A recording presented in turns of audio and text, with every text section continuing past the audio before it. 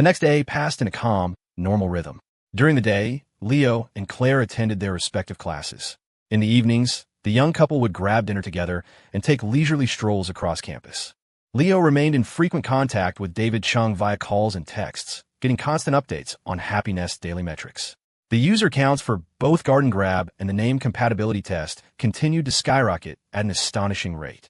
Whenever David mentioned it over the phone, you could practically hear his grin splitting his face from ear to ear. But Leo didn't even need David's updates. Right here on the Berkeley campus, he could see firsthand just how explosive the two apps had become. He and Claire walked through the campus on a spring evening. Usually, they'd see other couples whispering sweet nothings to each other. Now, the atmosphere had changed completely. Everywhere they looked, couples were huddled together, phones in hand, engrossed in either Garden Grab or the name compatibility test. Even the sweet nothings had changed. Honey, come give me a kiss. Wait. Hey, you stole my corn. We're breaking up. Babe, I'm thirsty. Can you go buy me a drink? You got it. Honey, I'm back with your drink. Holy shit. Woman, what are you doing with my phone? Give me back the fertilizer I was saving. And then there were the fights breaking out over the name compatibility test. Babe, come on, let's test our names. Okay, let me see the result. What the hell is he needs forgiveness? You better start explaining yourself right now. A small smile played on Claire's lips. Looks like everyone is. Having a lot of fun lately. Leo sighed, rubbing his forehead. Yeah, but they're all way too creative for their own good. He never would have imagined it. What was supposed to be a warm, happy little farm game had been twisted by the active, imaginative minds of the internet into a game of strategy filled with betrayal, wickedness, and Machiavellian scheming.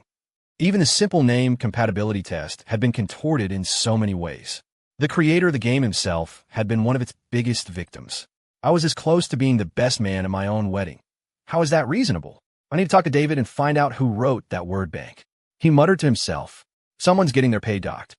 Claire didn't quite hear what Leo was whispering, but she could see the lingering frustration on her boyfriend's face and couldn't help but laugh. Still thinking about it, she reached out and pinched his cheek, smiling as she placated him. All right, think of something happy. The spring trip is almost here. You know, her voice dropped to a playful purr. Come on, give your big sister a smile. I'll even take you for a drive. Thursday was the day of the spring trip, and the students in the advertising program were eagerly counting down the days.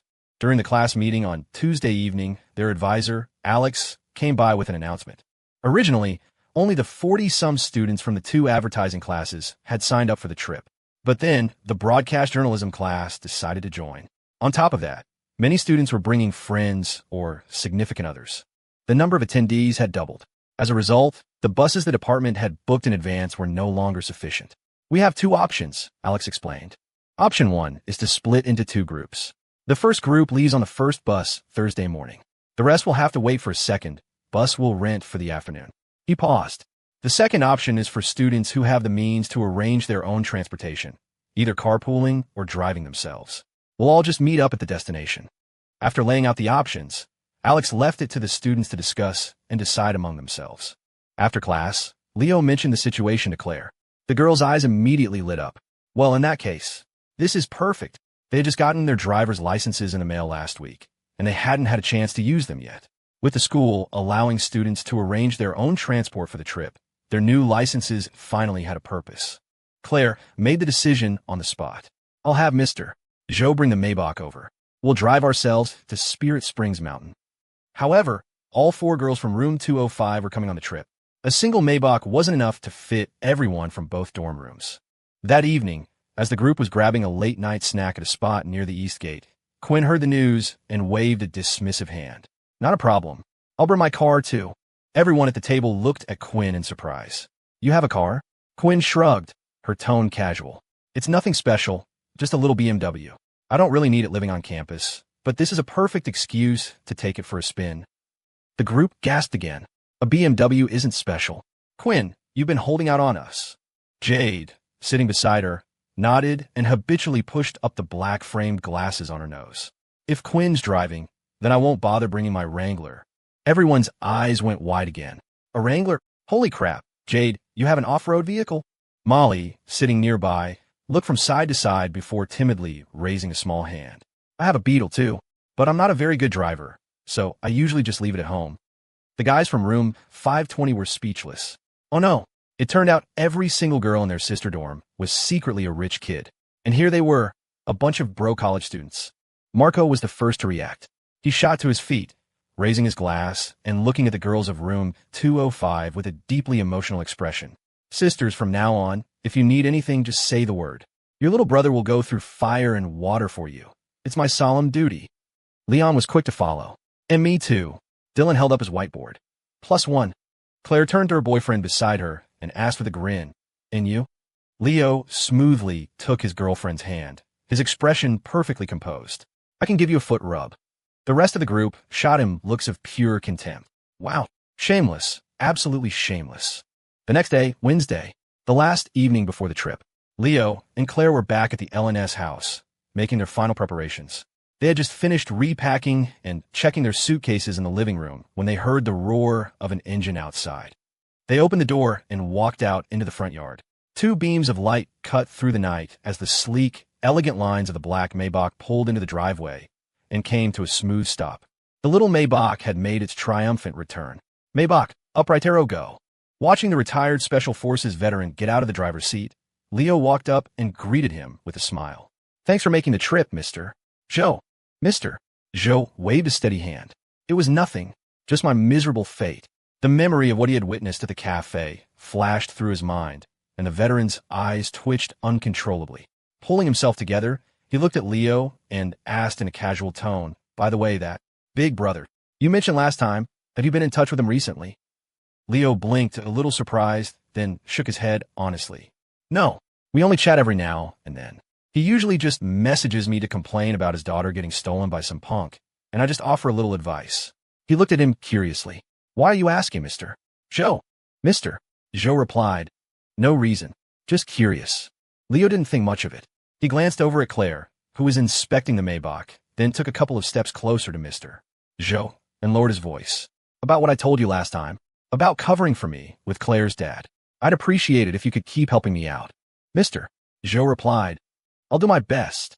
As he said it, a storm of conflicting emotions washed over the former soldier. What kind of job had he gotten himself into? He felt like there was nothing worse in the world that could possibly happen to him. Just as that thought crossed his mind, the next second he saw the young Miss Sterling finish her inspection of the car, her gaze satisfied. She turned to look at her family's driver. "Thank you for your hard work, Mr. Joe. You should stay the night." She added, "Oh, and I just made some soup in the kitchen. You should come inside and try some." The soldier's eyes widened in sheer terror. "Oh no, there really is something worse." March 27th, Thursday. The late March morning was also the long-awaited departure day for their spring trip. At the LNS house, Leo and Claire woke up early. After washing up and eating breakfast, they took their suitcases and went out to the front yard. A thin morning mist hung in the air of the coastal villa community, carrying a hint of dampness. Dewdrops clung to the wildflowers on the lawn, trembling in the gentle breeze. Leo opened the Maybach's trunk and lifted the luggage inside. He then took the other bags from his girlfriend and neatly arranged them in the back. Claire leaned in with a smile and planted a kiss on her thoughtful boyfriend's lips. "Thank you, Mr. Wallace." Leo smiled and gently brushed a stray strand of hair from her forehead. "Of course, anything to serve the wealthy." The young couple shared a sweet, affectionate moment in the early morning light. The Maybach watched with great interest. Human romance was so fascinating. It was shipping them so hard it might just die. The retired soldier, on the other hand, just wanted to die, specifically by slamming his head against the wall. Earlier, he had been helping his young miss carry her suitcase out of the house. He hadn't noticed that the latches weren't properly closed, and a pile of clothes had spilled out all over the floor. He had scrambled to pick everything up, but as he gathered the items, one pair of stockings, another pair of stockings, and yet another brand new, unopened pair of stockings. The veteran-turned-creative writer's eyes twitched as his mind began to compose another intelligence report. The spring air is chilly. The young Miss's legs are cold. She is dressing warmly. He managed to construct the report with his innate literary talent and top-tier survival instinct. The next second, he realized he was holding another article of clothing. He glanced at it instinctively. Why was there so little fabric on this one? He held it up and shook it out. Then he saw the garment in its full, unadulterated glory and froze solid on the spot. "Mr. Joe." His thoughts snapped back to the present. The young Miss Sterling was calling to him. "My suitcase." The veteran came to his senses and calmly handed the suitcase to his young miss. But as his eyes passed over the bag, he couldn't help but think of the garment he had picked up in the living room. The retired Special Forces veteran's eyes nearly shattered from the force of their trembling. How am I supposed to write about this? The young miss is frugal and saves money on fabric for her swimsuits. He now truly understood the suffering of authors. Is this a job for humans? Making up stories is so damn hard. Just as they finished loading all the luggage into the trunk, they heard the chirping of a bird. Leo and Claire turned toward the sound. They saw their familiar, chubby parrot flapping its wings and waddling over. Father, mother, father, mother. Leo swatted Reasonable away with one hand. He saw Mr. Chien walking over leisurely in a pair of flip-flops, holding a thermos, and greeted him with a smile. Morning, Mr. Chien. Claire also smiled and nodded at their future #1 candidate for best man. Thanks for coming all this way, Mr. Chien. They had been in classes at school for the past 2 days, and with no one to look after the chubby parrot, Mr. Chien had taken him home for a few days. Mr. Chien waved a dismissive hand. It's nothing. Besides, I have to go into the city to collect rent this week. Otherwise, I could have watched him for you a little longer. Leo laughed. It's fine. We'll just consider this a chance for him to see the world. Originally, the couple had planned to leave Reasonable with Mr. Chien during the trip, but as it happened, Mr. Chien was busy this week and couldn't look after him. On top of that, when the parrot heard that his master and mistress were going on a trip, he had thrown a fit, begging to be taken along. Considering the chubby parrot's diligent, power-leveling services on Garden Grab recently, Leo and Claire decided to bring him along. It was an official family outing. Reasonable was bursting with energy and excitement. He swooped down and landed steadily on the Maybach's hood ornament, flapping his wings and squawking with glee. Giddy up, giddy up, giddy up. Let's go, let's go, let's go. With their luggage and their stupid bird packed, the couple was ready to set off. Before they got in the car, Mr. Chien came over and slipped them a business card. You're going to Spirit Springs Mountain? I have an old uncle who runs a business there. You can contact him when you arrive. Claire was a little surprised. You have business there, too? Mr. Chien waved his hand dismissively. Just a small business, a small business. Leo looked down at the card, urging Chien it really was family. Only 4 golds less than 6 gold. Below the name was a dense block of tiny text. Spirit Springs Town. Full-service provider for motels, barbershops, land centers, pool halls, farm-to-table restaurants, car rentals, car washes, weddings, and funerals. Leo was stunned. He looked up at Mr. Chien as if he were a deity. You cover that much ground? How many businesses did this guy own? Mr. Chien, however, looked at him as if it were the most natural thing in the world. You gotta diversify to make money. The cash is just sitting there anyway. Might as well do something productive with it. What's the point of just buying up buildings and apartment complexes? Leo was speechless. He wasn't surprised anymore. This was the Gilded Phoenix family. After all, they were all cut from the same cloth. Their motto was simple, rich, and unapologetic. After Mr. Chien handed them the card, Mr. Zhou also came over, pulling Leo aside to give him a concerned warning. On this trip, you and the young miss. Be good. Be safe. He paused, feeling his words had a double meaning, and quickly corrected himself. I mean, be safe in the proper sense of the word. Leo smiled. Don't worry, Mr. Zhou. I'll take good care of Claire. Mr. Zhou nodded, then, remembering something else, added with heartfelt sincerity. Also, next time you chat with that big brother of yours, try not to give him so much advice. Stop helping him figure out how to deal with that punk. His tone was heavy with earnest pleading. Leo just looked at him, a question mark floating over his head. How did the topic suddenly shift to this? Mr. Zhou felt a little uncomfortable under Leo's gaze and tried to maintain his composure. It's nothing, I was just saying. But Mr. Chien nonchalantly interjected. Your Mr. Zhou is right. It's their family business. You shouldn't get involved. Just get along with your big brother. He said it with an air of righteous confidence. Mr. Zhou froze, staring at Mr. Chien in astonishment. Though Leo was confused, he sensed that both men meant well, so he nodded. All right, I got it. Well, if there's nothing else, we'll be on our way. He said his goodbyes, then got into the car with his girlfriend and started the engine. With the low hum of the engine and the excited shrieks of a certain chubby parrot, the Maybach gracefully pulled away. Mr. Chien and the retired Special Forces veteran were left standing in the yard, watching as the Maybach disappeared from view. Suddenly, a thought occurred to the veteran. He looked at Mr. Chien with suspicion. Why? Did you say that just now? Mister. Chin glanced at him. Say what? Mister. Zhou's pupils constricted. You know? Mister. Qian's face lit up with understanding, and he nodded nonchalantly. Oh yeah, I know. Mister. Zhou gasped. How do you know? He grew wary. Wait, you're bluffing. You can't possibly know what I know. Mister. Qian smirked. You think I don't know what you know? I knew what you knew before you even knew it. Mister. Zhou's eyes widened. You really know? How could you know? I only just found out myself. Mister. Qian was getting annoyed. Enough with the knowing. Are you trying to do a tongue twister? I'm starting to forget what the word know even means. I'm leaving. I've got rent to collect.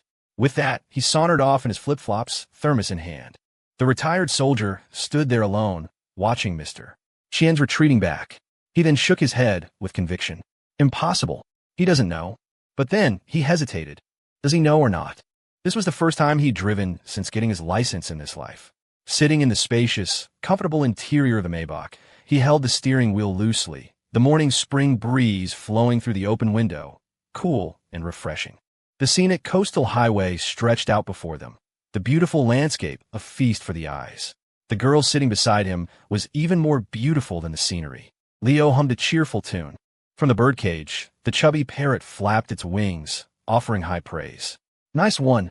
Encore. Encore.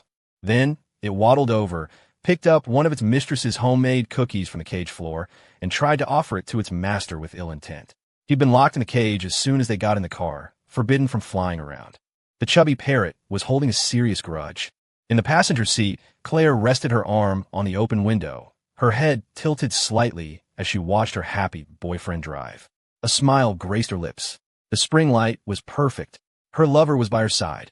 There was nothing more blissful or satisfying than this very moment. Sensing her gaze, Leo glanced over, raising an eyebrow. What's wrong? Claire's smile widened. Nothing. Just looking at you. Leo chuckled. Why just look at me? Look at the scenery. It's beautiful out here. Claire lowered her arm from the window and leaned closer, her eyes fixed on him.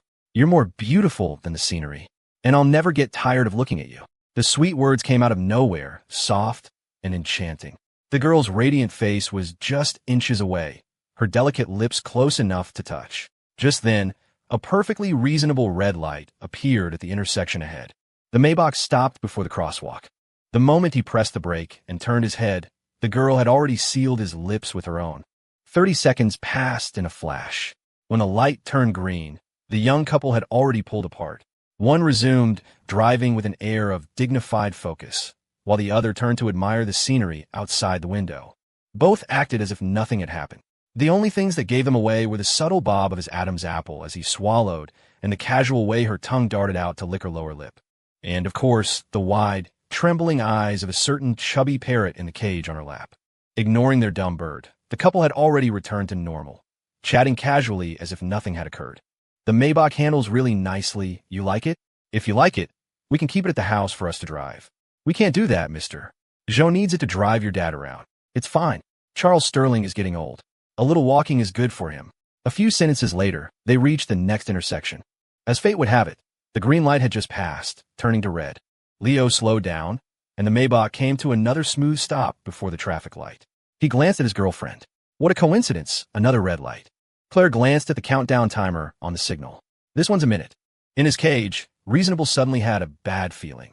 Before he could react, he heard his master and mistress's conversation continue. A minute is kind of long. We could find something to pass the time. Reasonable. The chubby parrot instinctively looked up. You called. The next second, the bird watched in stunned silence as his master and mistress locked lips once again, right above his cage. It's a trap. This isn't the bus to kindergarten. Under the bright morning sun, the Maybach cruised steadily along the scenic coastal highway. The driver was perhaps a model citizen, a stickler for traffic laws. Every time he approached a red light, he never rushed to run it. If there were only a second or two left on the green, or if the yellow light was about to come on, he would always slow down and wait patiently. The all-black Maybach stopped at the intersection. The sunlight reflected off its elegant, understated finish. The tinted windows shielded the interior from prying eyes. Passing cars and pedestrians cast curious and admiring glances, but some were puzzled by the faint, strange, mournful cries of a parrot coming from inside the car. Let me out. Let me out of this car. The main group for the spring trip had left on a tour bus at 7:30 that morning. The friends from rooms 520 and 205 had agreed to meet at the east gate of the school at 8 o'clock sharp.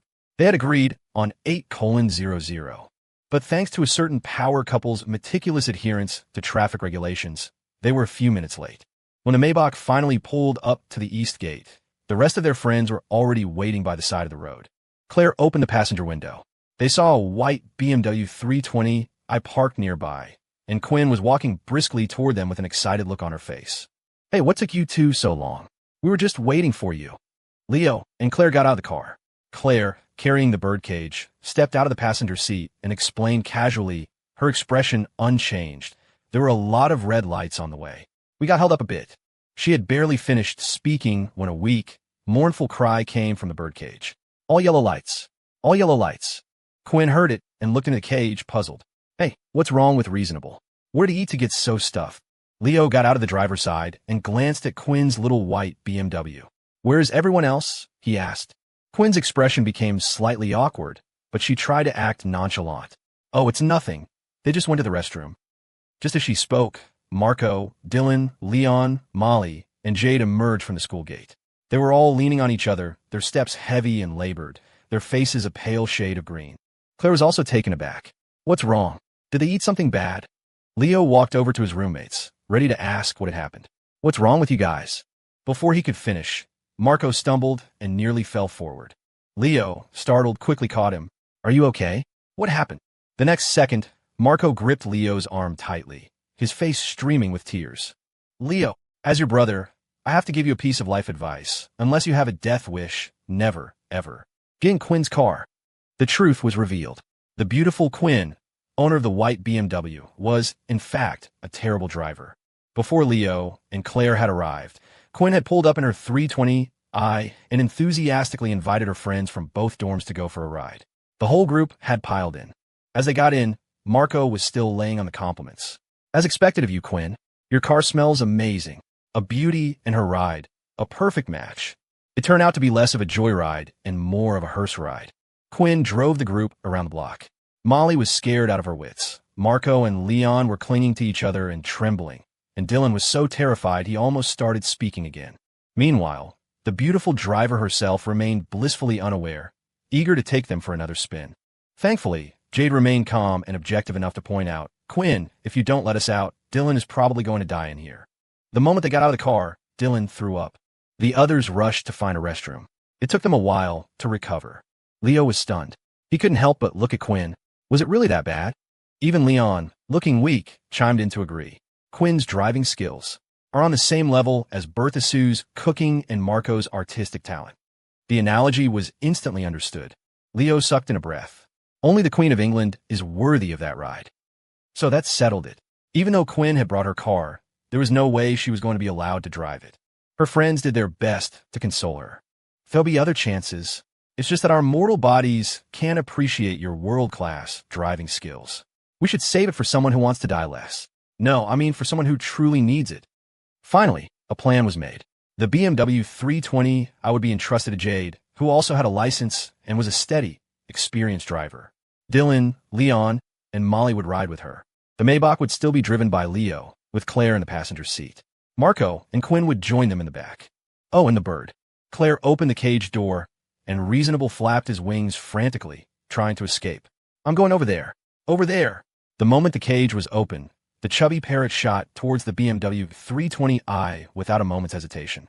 He flew with such urgency, it was as if something filthy was chasing him.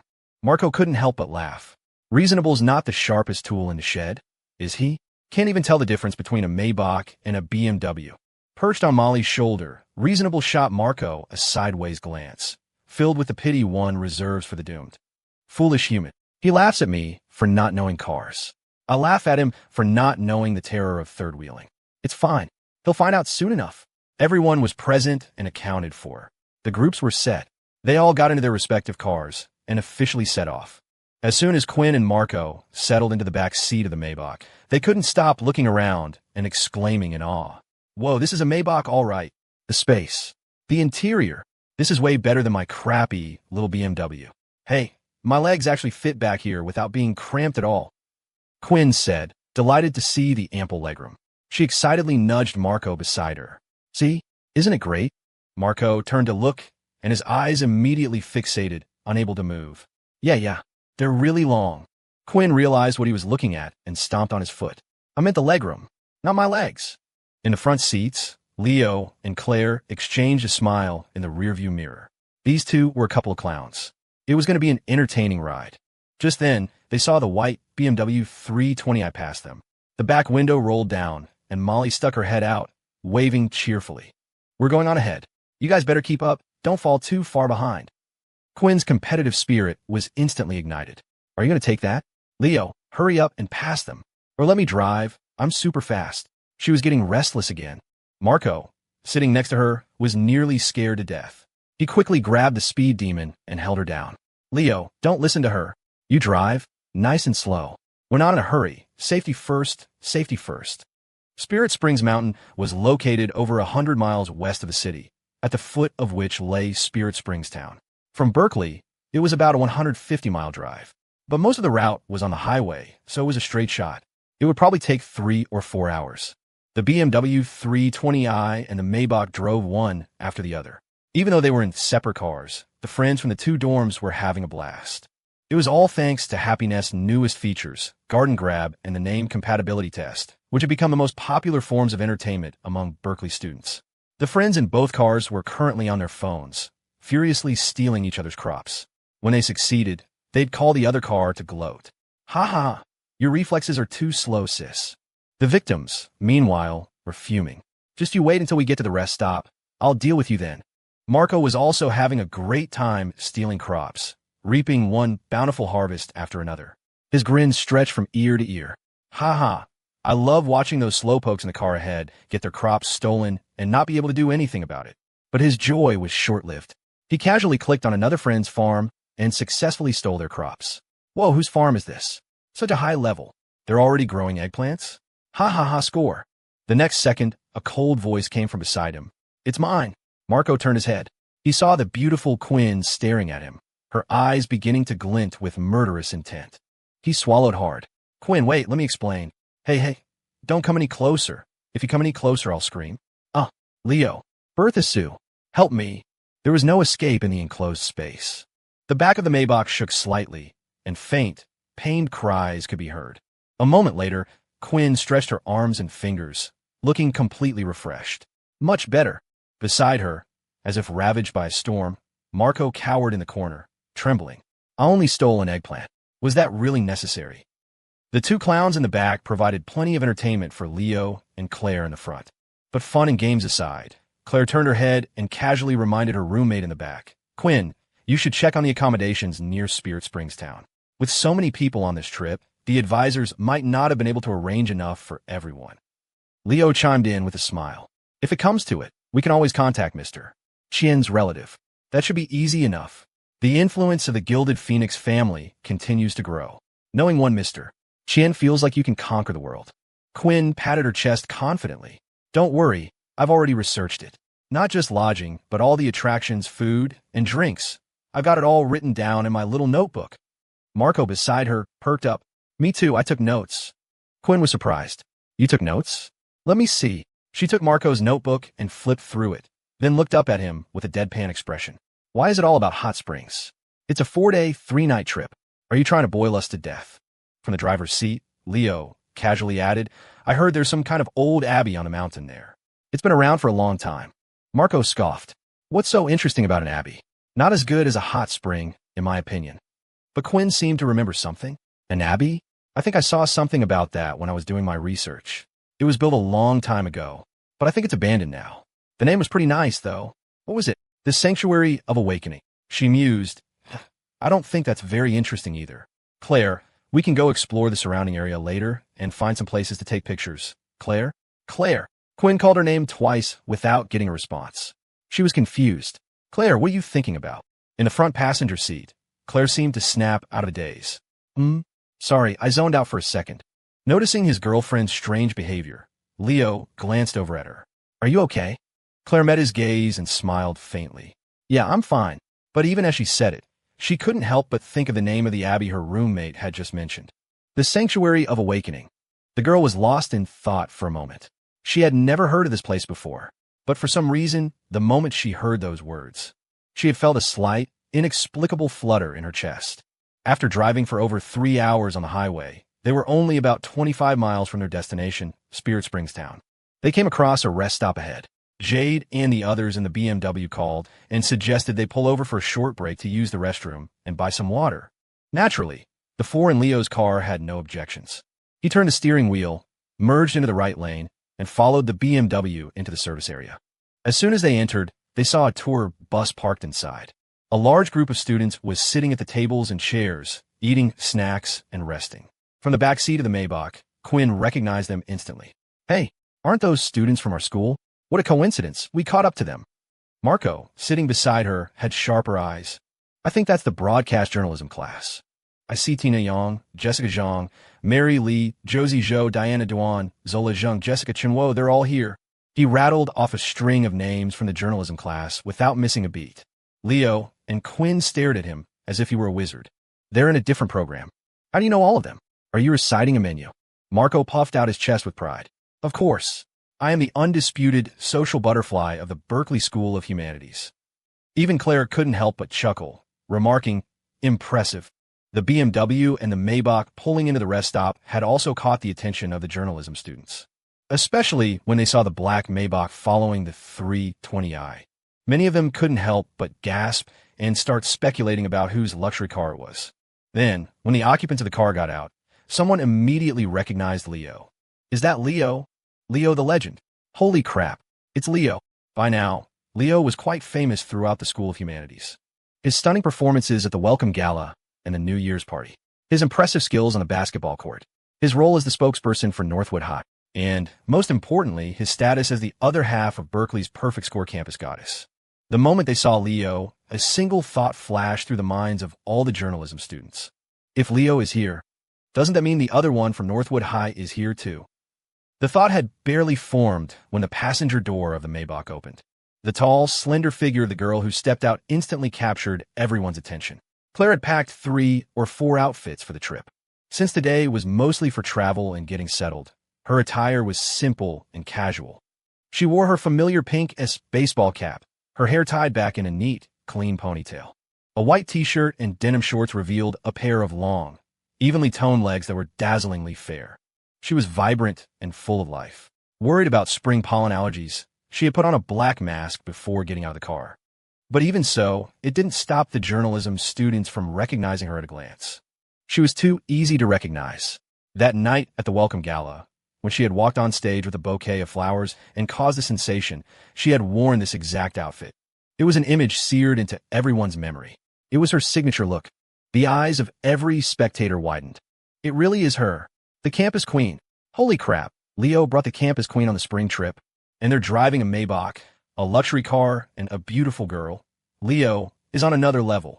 I can't take it. My jealousy is acting up. Why is the gap between people so huge? Am I just an NPC in some novel universe? Leo and the others didn't hear the commotion among the journalism students. As soon as they got out of the car, Molly, Quinn, and Dylan made a beeline for the restrooms. Jade and Leon went into the convenience store to buy snacks and drinks for everyone. Marco, the social butterfly, immediately dove into the crowd of journalism students, laughing and joking with his peers from the neighboring program, as if they were old friends. As for Leo and Claire, they were unexpectedly approached by someone. "Leo? Miss Sterling." A gentle, pleasant female voice came from behind them. Leo and Claire turned around. It was an old acquaintance. Leo was slightly surprised. "Oh, it's the one who can never get to the hot food in time." Claire raised an eyebrow. "Oh, it's my defeated rival." Lily Lou walked up with a smile and greeted the couple. "I saw you from behind when I was coming out of the store and thought you looked familiar." "It really is you." Leo smiled. "Yeah, what a coincidence." Claire took off her mask and also smiled at Lily. "It is quite a coincidence." The graded girl of the humanities department, now that she had let go of her competitive spirit, seemed much more relaxed and natural when chatting with Leo and Claire. After some small talk, Lily explained that their bus had run into a minor issue on the road, which had caused a delay. The other bus, carrying the advertising class, had already arrived in Spirit Springs Town. She glanced at the Maybach, then turned back to Leo and Claire, smiling. "Not like you two, driving yourselves. It's so much more convenient. If I'd known, I would have gotten my license sooner. Then I wouldn't have to be stuck on a slow bus with everyone else." Leo understood. That made sense. With Lily's family background, if it weren't for the lack of a license, getting a car would have been easy. He then asked casually, "Did no one from your class drive? They could have given you a ride." It was just an offhand question, but Lily paused for a moment before recovering, shaking her head as if it were nothing. "Forget it. It's better to avoid trouble. The bus is fine. Saves me the hassle." She then looked at Leo and Claire and added with a smile, "I heard from the people who already arrived that Spirit Springs town is beautiful. Once you get settled, you two should drive around and take some pictures." Leo and Claire thanked her for the kind suggestion. After a few more minutes of chatting, Claire needed to use the restroom. She patted her boyfriend's hand and said with a smile, "You two keep talking," then turned and left. Watching Claire walk away, Lily turned to Leo with a smile. "Leaving you alone with me. Won't Miss Sterling get jealous?" It wasn't a passive-aggressive jab this time, just a friendly joke. Leo was successfully amused by her humor. "Of course not. How could you possibly be a threat to her?" Lily's smile froze. Suddenly, the teasing wasn't fun anymore. The it girl looked at the dense, straightforward guy in front of her with a mournful expression. "Could you at least try to be a little more tactful when you're telling the truth?" She was the it girl of the humanities department, after all. She had a reputation to maintain. Leo and the it girl chatted for a little while longer. Suddenly, Lily remembered something and looked up at him. "By the way, that game you recommended to me, Garden Grab, it's actually really fun." "Thanks." Leo smiled and waved his hand. "Don't mention it. I should be thanking you." The trend of stealing crops had spread like wildfire across Berkeley, and a good deal of the credit for that belonged to Lily Liu. As the it girl of the humanities department, her influence was substantial. When she played a game, she naturally attracted a large following of admirers and suitors, all hoping to get a chance to interact with their goddess. Lily laughed. "Why would you thank me? You recommended the game to me.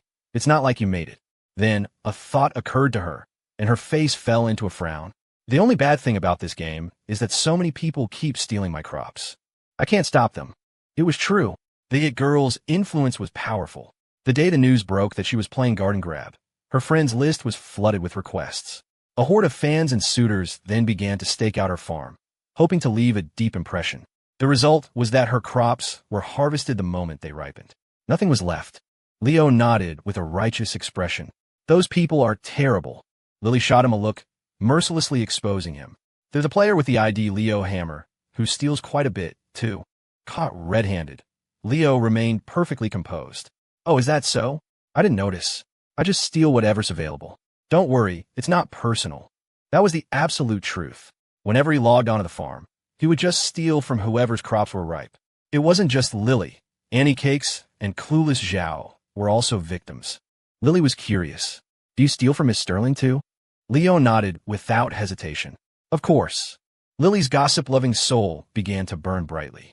"And when you steal her crops, does she hold a grudge?" Leo thought for a moment, then nodded, touching his neck with a hint of lingering fear. "She definitely hold a grudge. Last time I stole one of her strawberries, she insisted on planting one back on me." Lily was stunned, her expression one of confusion. "She planted a strawberry on you? How is that holding a grudge?"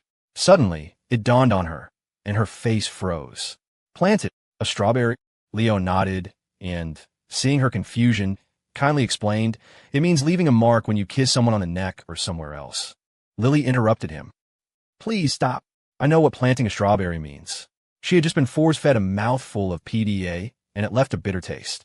"Lily, why did you have to ask that question? You just had to ask." After finally calming herself down, Lily looked at Leo and offered another piece of well-intentioned advice. "This game is fun, but don't get too addicted. As a college student, your most important task is to study. You can't let entertainment get in the way of your academics." Leo smiled. "You sound like a guidance counselor. Aren't you a college student, too?" At his words, Lily paused and shook her head gently. "I'm different from you. My future has already been arranged by my family."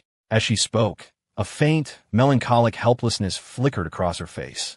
She then looked up at Leo, her expression becoming more serious. "I'm being serious. You need to work hard and think about your future.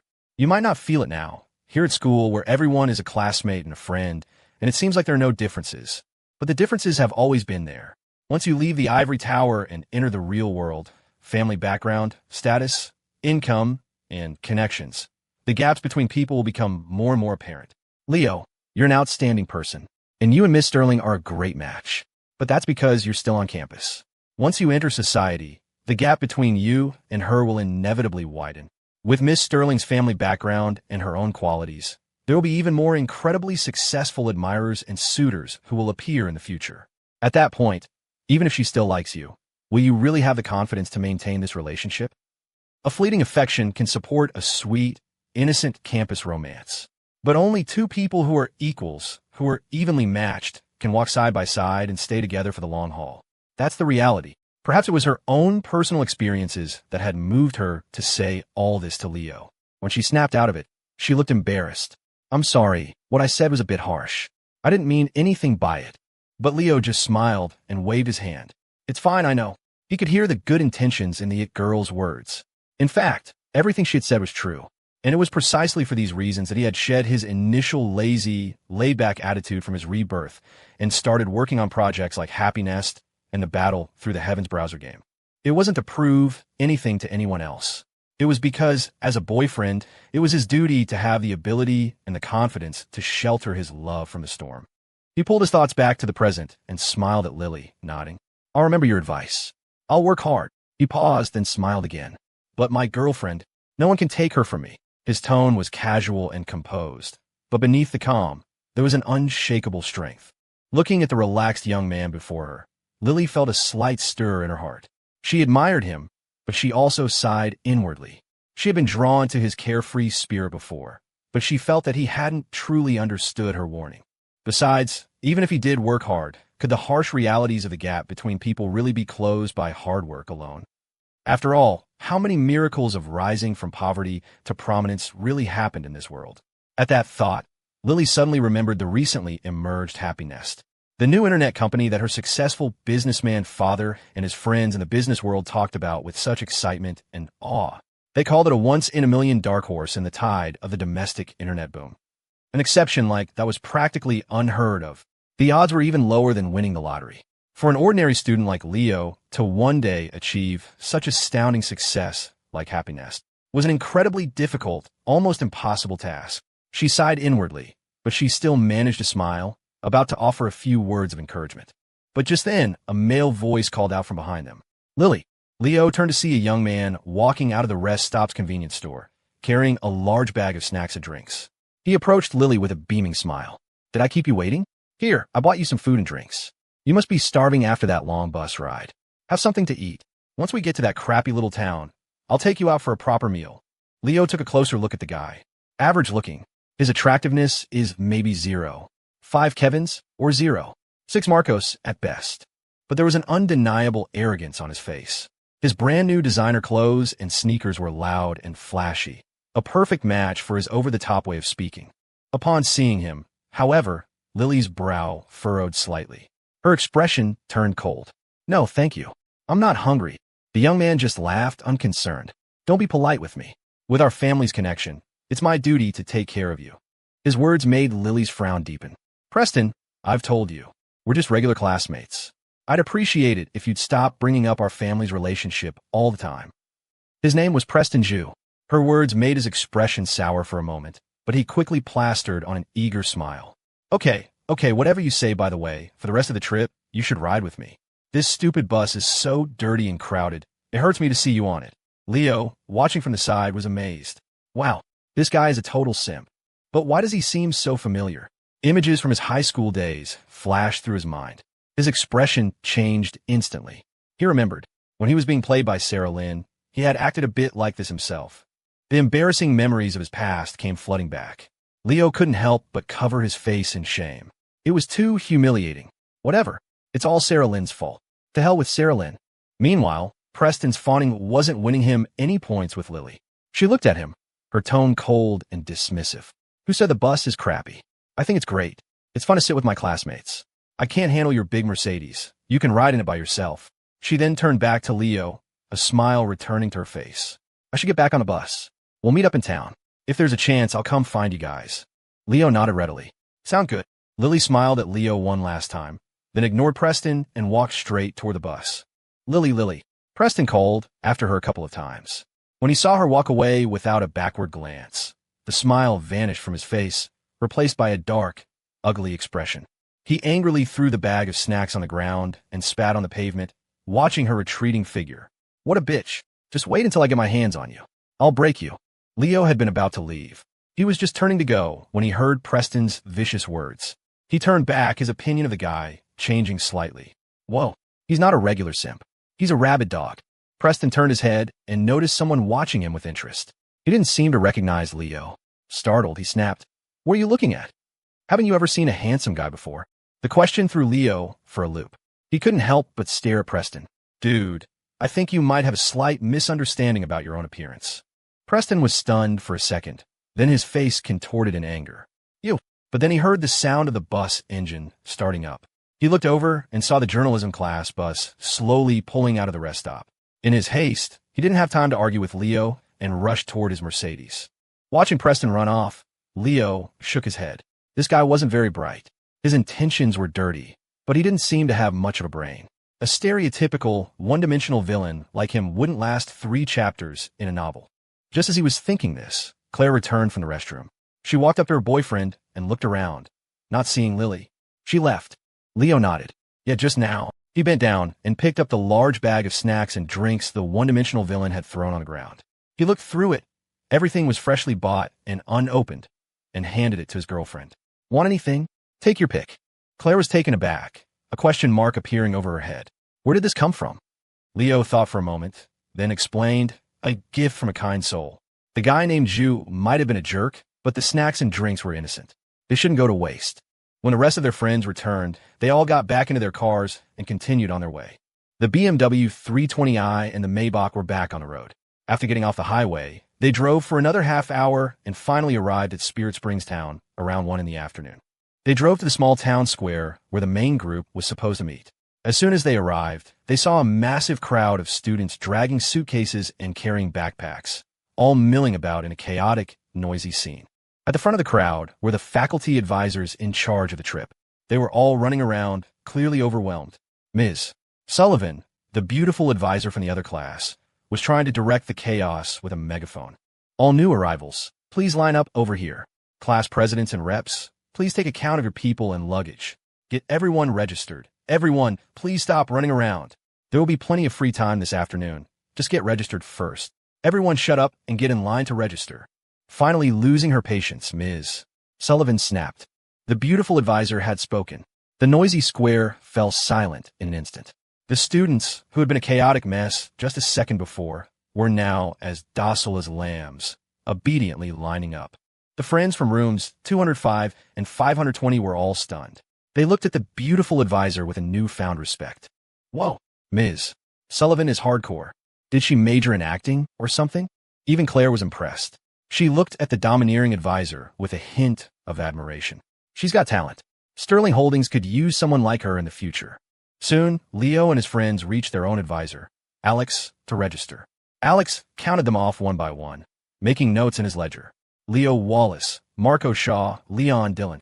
Room 520, all 4 present. "Did you bring any plus ones?" He looked up. He saw the 4 beautiful young women standing behind the 4 young men from his class. Alex sucked in a breath, completely shocked. "Holy, your +1 lineup is this stacked? The entire dorm is off the market? Is there really something special about the number 520? No wonder every class that's ever lived in room 111 on the first floor has been full of singles." As Alex was lost in thought, Quinn casually slung an arm around Marco's neck. "You got it wrong, sir. We're just like brother and sister." Jade looked at Dylan beside her, thought for a moment, then turned to Alex and explained, "We have a doctor-patient relationship.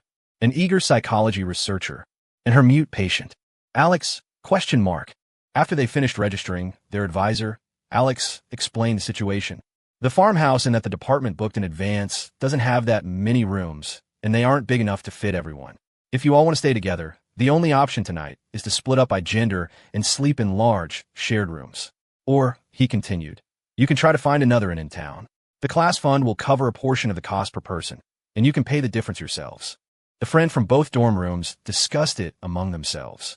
They all agreed that since they were on a spring trip, they shouldn't skimp on accommodations. You should always travel well, even if you're on a budget. They decided to find a better place to stay.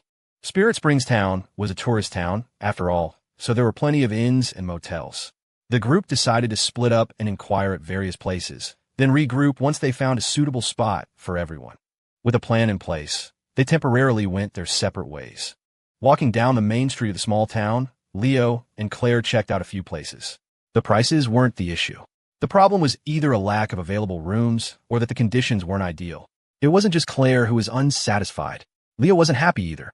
We have to find a place with its own hot spring, the kind where we can bathe together and do things, he muttered to himself. Claire, beside him, turned and raised an eyebrow. He snapped back to reality, his tone instantly shifting to one of righteous indignation. Oh, no. I mean, since we're here, we should find a nice place. I can't let my girlfriend stay somewhere subpar. Spirit Springs Town lived up to its name.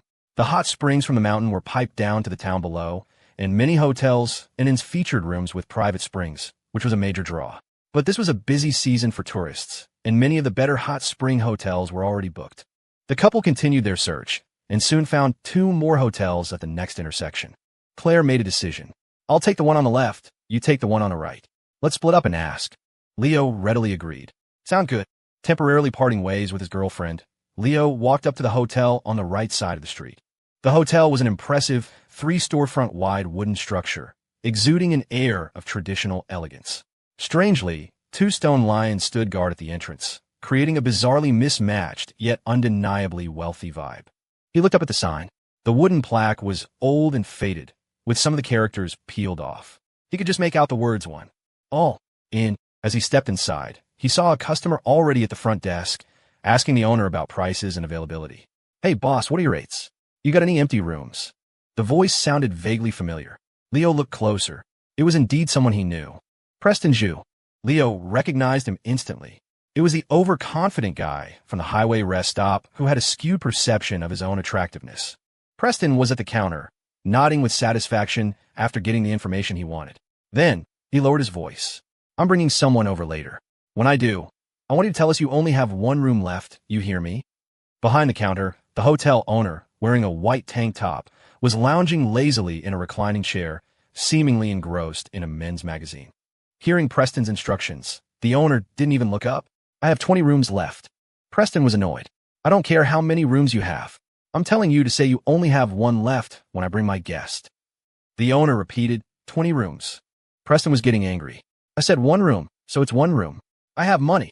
He pulled a wad of cash from his pocket and slammed it on the counter. The owner in the recliner finally put down his magazine, revealing a rugged, round face in his 40s with thick eyebrows. He glanced at the cash on the counter with a look of disdain. Broke ass. Then he picked his magazine back up. And that 1 room is a twin. No water, no electricity, no hot spring. Take it or leave it. Leo was stunned. Why did this feel so familiar? He felt like he had seen this somewhere before. Preston was furious. But there was nothing he could do. He snatched his money back and stormed out. He wasn't paying attention and bumped right into Leo. Preston looked up and saw Leo.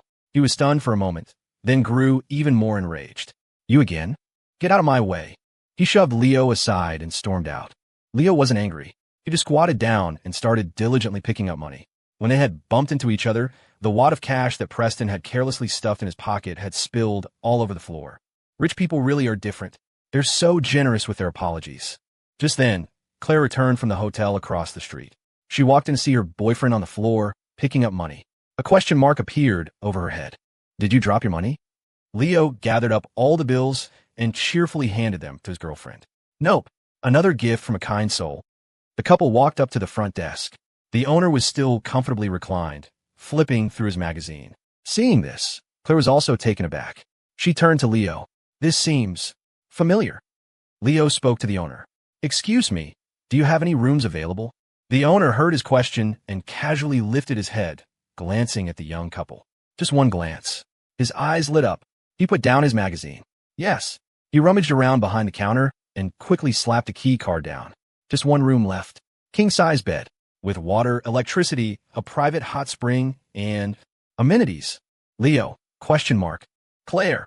The sales pitch was so familiar. Seeing the couple's stunned expressions, the hotel owner seemed to guess something. Oh, you toured his classmates? That's fine. We have a special platonic friend suite.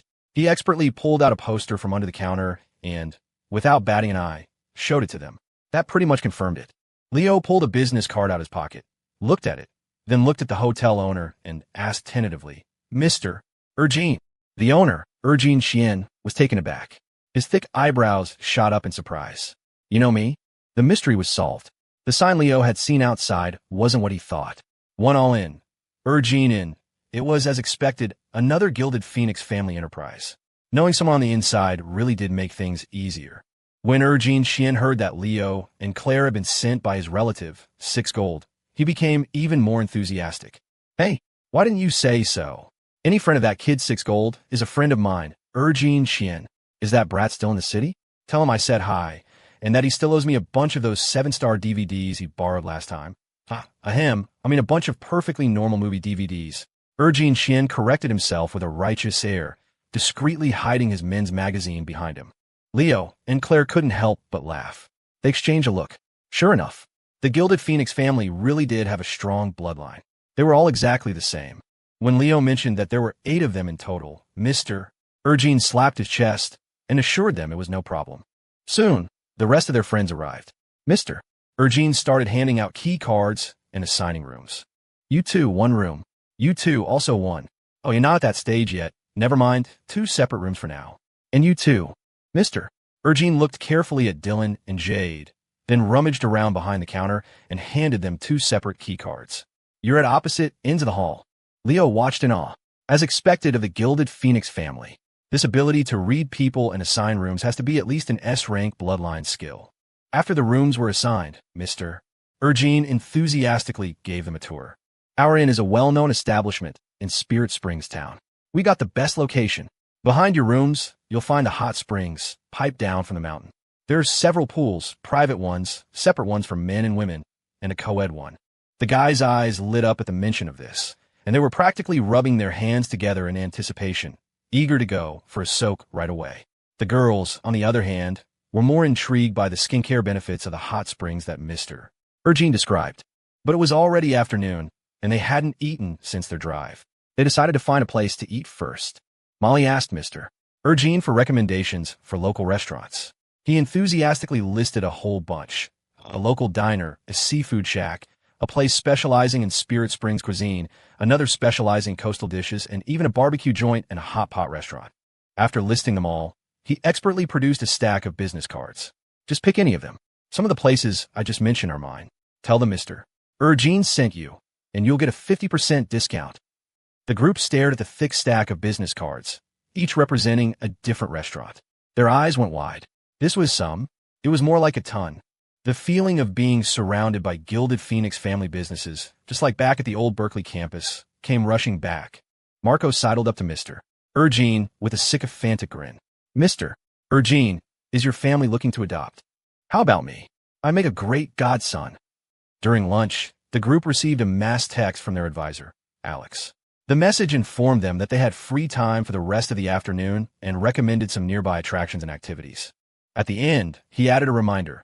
Be at the main group's farmhouse at 5 p.m. for a potluck dinner. The classes have bought ingredients, and we'll be cooking ourselves and having an outdoor party. The name and address of the farmhouse were attached. The words Xian's farmhouse stood out prominently. Mr. Xian strikes again. The Gilded Phoenix family is everywhere. After lunch, the friends discussed what to do for the afternoon. The girls want to find a scenic spot for photos. The guys wanted to do something more interesting. The girls' eyebrows shot up. What? Taking pictures with us isn't interesting enough for you.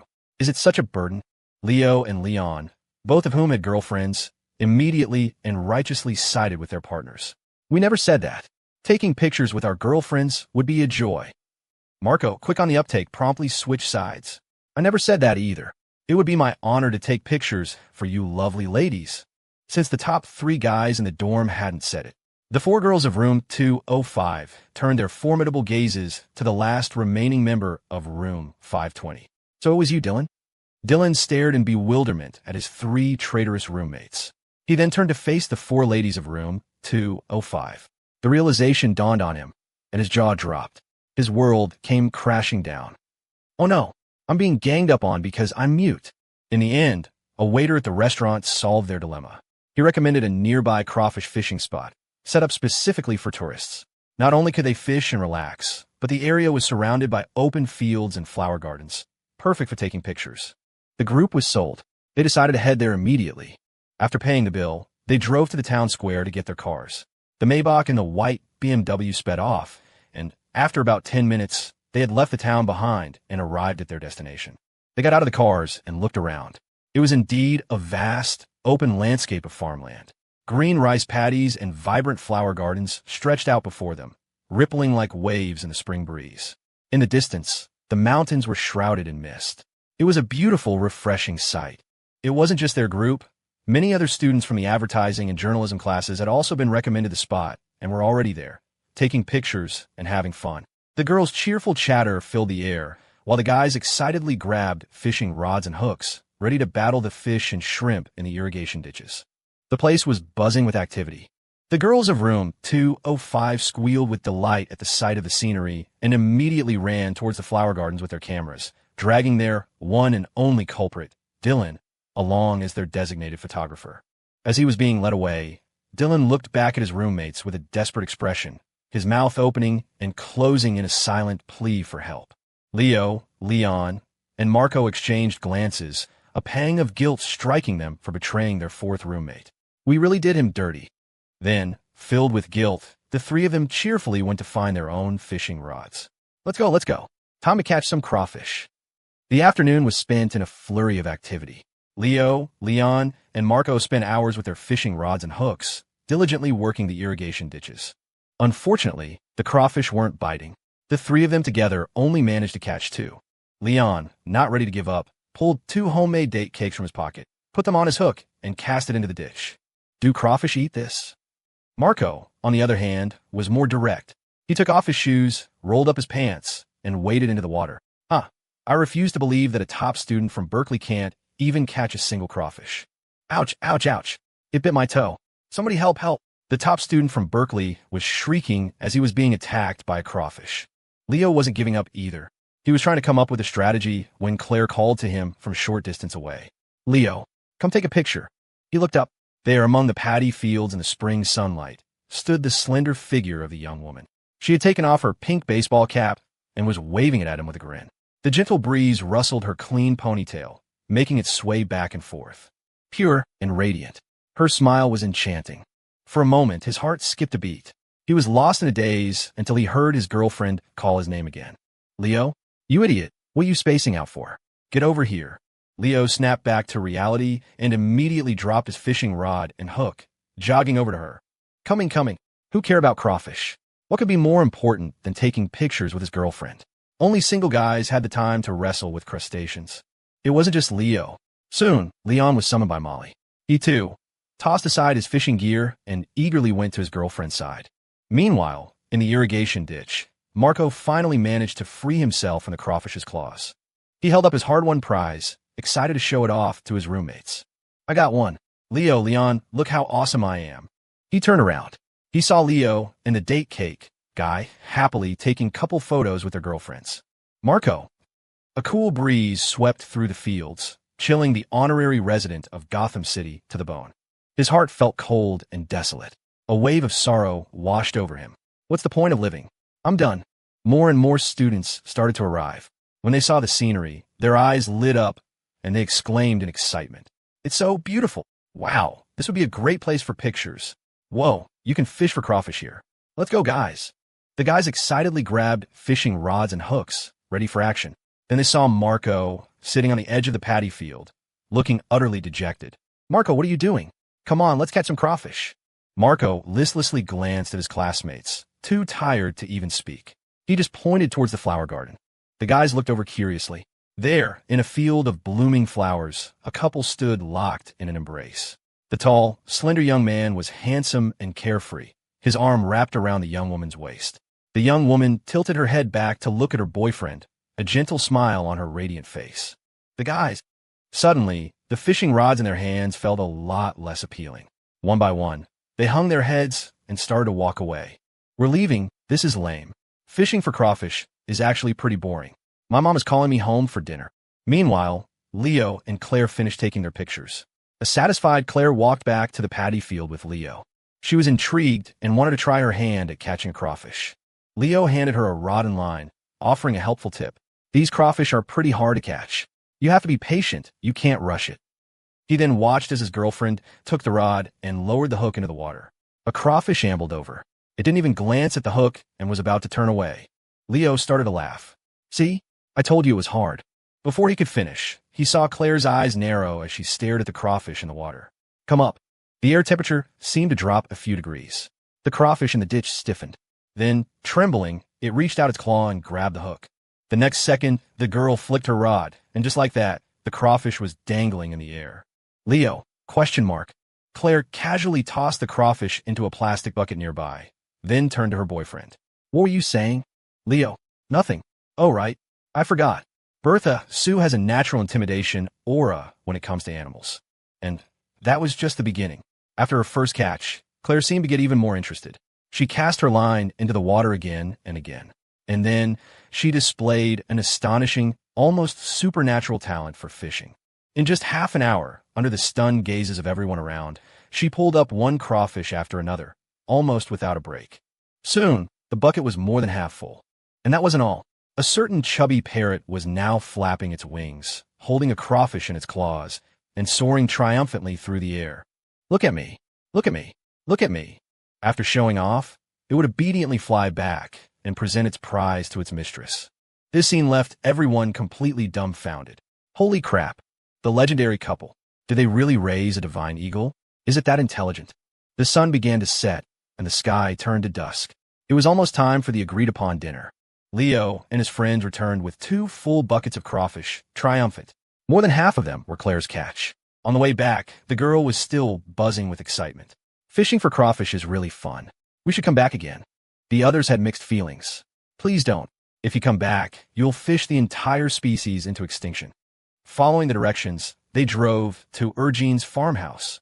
It was a large, circular courtyard surrounded by a 2-story earthen building with over a dozen rooms. The open-air courtyard in the middle was a spacious area with a well and several specially built wood-fired stoves, perfect for tourists to cook their own meals. By the time they arrived, all the students from the various classes had returned. Everyone had had a great time in the afternoon and was now excitedly sharing their experiences. The courtyard was a noisy, bustling scene. The advisors and the class officers had just returned from buying groceries, carrying large bags of food. They started calling out, looking for students who knew how to cook, and dividing everyone into vegetable washing, vegetable chopping, fire starting, and cooking groups.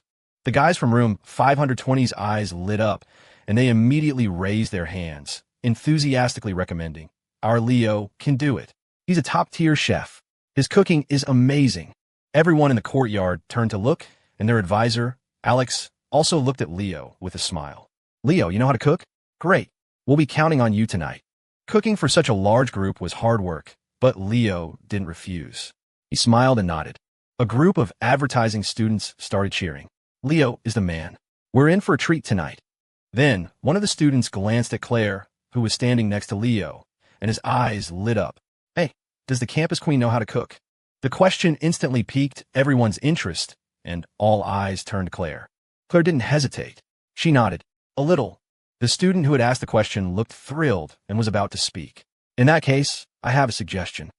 Before he could finish, the friend from rooms 205 and 520, their faces pale with horror, lunged at him. Wait a minute. You have no suggestions. You are not allowed to have any suggestions. It took a monumental effort from both dorms to finally talk Bertha Sue down. Hey, let's not waste this on outsiders. Bertha, your cooking is reserved for the Queen of England. Why would we squander on these guys? You just rest. These people can make do with whatever Leo whips up. Seeing that Claire had temporarily abandoned the idea of showing off her culinary skills, Marco and the others breathed a collective sigh of relief. They had successfully averted a mass food poisoning incident. Each of them felt a halo materialize above their heads, having accumulated a massive amount of good karma. But then, some student from the other classes started to complain. What's that supposed to mean? The campus queen was about to cook for us. We want to try her food too. Marco, you guys are so selfish. Just because you've had her cooking, you won't let anyone else have a taste. The words nearly choked Marco, Quinn, and the others. They desperately wanted to grab these clueless fools by the collar and shake them senseless. Us? Selfish. We just saved your goddamn lives. Quinn turned to console her roommates and the guys from 520. Forget it, forget it. We do good deeds without expecting thanks. Let's not stoop to the level of idiots. They had no choice but to swallow their frustration. But when someone persisted, still cluelessly insisting they just want to try the campus queen's cooking. Jade Jiang calmly walked over and handed the guy 2 small cookies. Claire made these herself. Not everyone is this lucky. They're for you. The guy was ecstatic, accepting them like precious treasures and thanking Jade profusely. He eagerly popped a cookie into his mouth, his face a mask of pure bliss as he began to chew. Halfway through, the blissful expression froze on his face. He summoned every ounce of strength he had, his face contorting as he forced himself to finish chewing and swallow the cookie. But before he could even feign a look of satisfaction, his expression changed dramatically. Clutching his stomach, he scrambled toward the bathroom in a mad dash. Jade turned back to her friends, adjusted her glasses, and stated calmly, "Taken care of. I doubt we'll be seeing him again tonight." Under the direction of Alex, Ms. Sullivan, and the other advisors, the students split into groups and enthusiastically got to work. Some cleaned up the courtyard, setting out tables and chairs in the open space. The vegetable washers headed to the well to draw water, while the cutters were already sharpening their knives on a whetstone with a series of sharp scrapes. Over at the fire starting station, it became clear that most of the students had little to no experience with building fires for cooking. They piled up some wood, and a strong-looking guy grabbed an axe to start splitting it. But after several wild swings that missed their mark, he was left panting and covered in sweat. That's when Claire casually walked over, her tone light and composed. "Let me." The fire-starting group stared at her, stunned. When they came to their senses, they quickly shook their heads in protest. No way. We can't let you do this, campus queen. The axe is heavy. You're a girl. You could get hurt."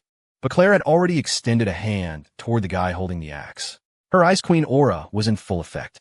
No words were necessary. The guy didn't dare argue. He meekly handed over the axe, but couldn't help adding a word of caution. "When you hold the axe, make sure you..." His words trailed off as he froze, his eyes widening in disbelief. The young woman before him had already gripped the axe with both hands, adopting a stance so perfect it could have been from a textbook. The next second, the axe rose and fell, striking the block of wood with speed and precision. The upright log split cleanly in two. The fire-starting group? And that was just the beginning. As the boys of the fire-starting group watched, mouths agape, the axe in the young woman's hands moved like a blur. Her movements were crisp and efficient, a seamless flow of fluid motion. With an astonishing, almost dizzying speed, she rapidly split the entire pile of wood into kindling, creating a tall, neat stack. The group was completely dumbfounded. Holy shit. They looked at Claire as if she were a goddess descended from the heavens. This was their top-scoring, flawless campus queen? Was there truly nothing she couldn't do? She was even a master at chopping wood. If that was the case, her cooking must be out of this world, right? Thinking about the missed opportunity to taste her handmade delicacies, the group once again sighed with deep regret. Once the wood was chopped and the fire was lit, the ingredients they bought were all washed and prepped. On the other side of the yard, the cooking team was ready to start. Tonight's head chefs were Leo and 2 of the advisors, with a few helpers on the side. Standing before the wood-fired stove, Leo heated oil in a large wok. He tipped in a huge basin of pork ribs, searing them on all sides before adding seasonings, scallions, and ginger. With a large metal spatula, he began to stir-fry everything together. Soon, a tantalizing aroma filled the air. The other students were already seated at the tables, waiting for the food to be served. They chatted, laughed, and played games on their phones to pass the time. Every so often, you could hear shouts from the tables.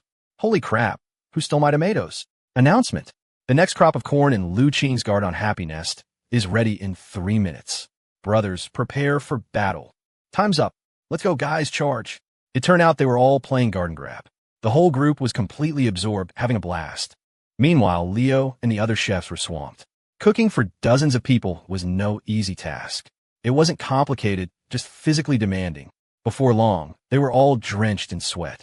A delicate, fair hand reached over from the side, holding a tissue, and gently wiped the sweat from Leo's brow.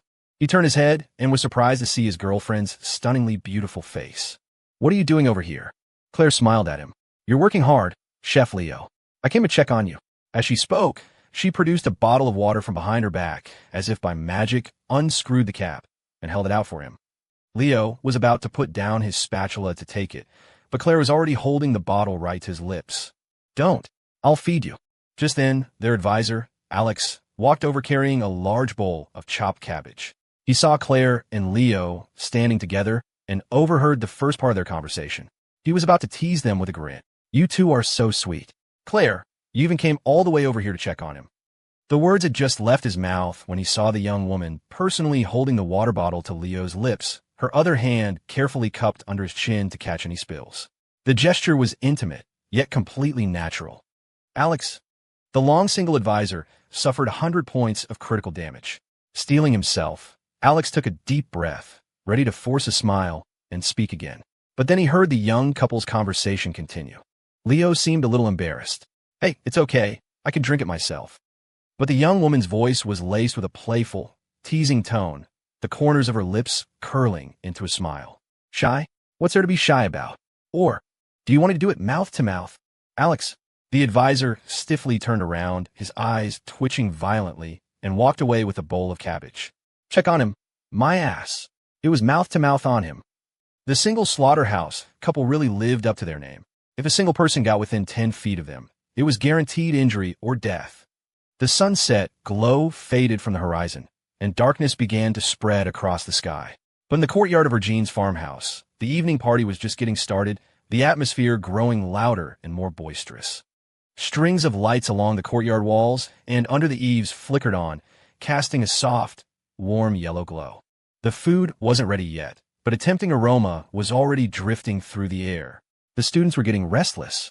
Though they couldn't eat yet, some had already brought out snacks they bought earlier, placing them on the tables for everyone to share.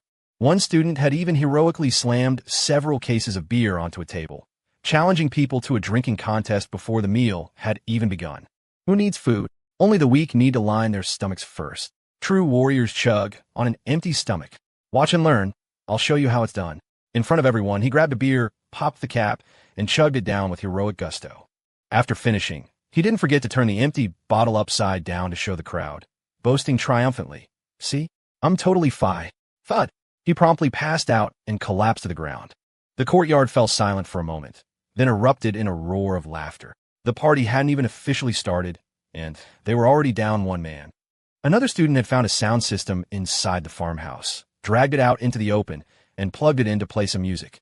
I heard Winter's Departure. In a certain year, a certain month, I awoke. I think, I wait, I anticipate. But the future can't be arranged because of it. It was I'm Yours by Jason Mraz. As the clear, bright, and instantly recognizable voice filled the courtyard through the speakers, many of the girls couldn't help but look entranced, humming along softly. Then the guys joined in good-naturedly, singing along with them. In room 205's group, the girls' eyes lit up. Molly clasped her hands to her chest, her eyes sparkling. Wow, the vibe is so good, so romantic. Sitting beside her best friends, Claire propped her chin on her hand, leaning lazily against the table. She listened to the music and the joyful noise of the crowd with a smile, humming quietly along. Beside her, Quinn had already whipped out her Nokia N95. With its state-of-the-art 5-megapixel camera, she panned back and forth, recording the boys and girls singing together in perfect harmony. When the song reached the chorus, the guys' spirits soared. They held up beer bottles as microphones and stood up to belt it out. "Well, you done me, and you bet I felt it." The girls laughed at their antics, but quickly responded with their own lines. "I try to be chill, but you're so hot that I'm melted." Claire smiled, too, and continued to hum along. Her gaze drifted unintentionally to the figure of the young man by the wood-fired stove, and once it landed on him, she couldn't look away. Her thoughts, carried by the song, surged like a tide. What kind of dialogue would there be? What if I told you I felt guilty? "Claire Sterling, will you be my girlfriend?" It was so good. And how far in the future was he? So far. So far that she had to travel back through time, across a lifetime, to find him. Fortunately, she no longer had to search for the future. Her eyes reflected the easygoing, confident figure of the young man not far away. The girl's smile was faint, her gaze soft and warm. The one she was waiting for was right here, right now. On the 5-megapixel phone screen, the evening light was dim and hazy, making the picture quality blurry and indistinct, full of grainy noise. But in that blurry footage, the vibrant, youthful figures and voices of the teenagers were rendered with a warmth and passion that was moving, real, and alive. Years later, if one were lucky enough to rewatch the recording of this moment, it would fill them with warmth, making them smile and shed a tear. This was the spring of 2008. Youth was in full bloom. Everything was vibrant and perfect. Following the music from the speakers, the boys and girls in the courtyard joined together for the final lines in a powerful chorus. So I won't hesitate no more, no more. It cannot wait. I'm yours. As the song ended, the crowd erupted in thunderous cheers. The atmosphere was electric, boiling with excitement. Having recorded the entire scene, Quinn, looking thrilled and satisfied, finally turned the camera on Claire, urging her on. Claire, say something to the camera. Claire turned her head and looked off into the distance. There, by the wood-fired stove, the familiar, warm figure of the young man once again came into view. This time, as if sensing her gaze, the busy cook instinctively turned to look back at her. Their eyes met across the crowd and the lingering song, as if crossing a tumultuous sea of worldly existence to connect in midair. Claire raised her hand and gave her boyfriend a little wave. He smiled and waved back, then pointed to his ear and made a helpless gesture, signaling that it was too far to hear her. Claire laughed. She turned back to face Quinn's camera, her face breaking into a radiant, breathtaking smile. Leo Wallace, I love you. Quinn, staggering with the phone still in her hand. Quinn, the cinematographer, collapsed back into her seat next to her friends, clutching her chest as if she'd been mortally wounded. Molly jumped, concerned. Quinn, what's wrong? Are you okay? Quinn clutched her heart, her voice faint. Critical damage. I just got hit point blank by the Singles Slaughterhouse PD. Time passed. The aroma of food from the stove grew stronger, wafting through the courtyard. The students grew more restless, swallowing hard. Every so often, someone would wander over to the stove to check on the progress. Is it ready yet, guys? I'm starving. Can I have a taste? Just one bite. They were shooed away by the advisors like flies. Go on, get out of here. It's almost ready, go back and wait. Leo was busy too, with several large dishes nearly ready to be served. He lifted a lid to check the color, scooped a spoonful with a ladle to taste for seasoning, and nodded in satisfaction. Footsteps approached from his side. He turned and saw that Claire had come over again. Leo was surprised and smiled. Hungry. Claire kept her hands behind her back and shook her head, her eyes fixed on Leo, a soft affection swirling within them. Not hungry. Just wanted to come see you. Leo chuckled. Didn't you just come by?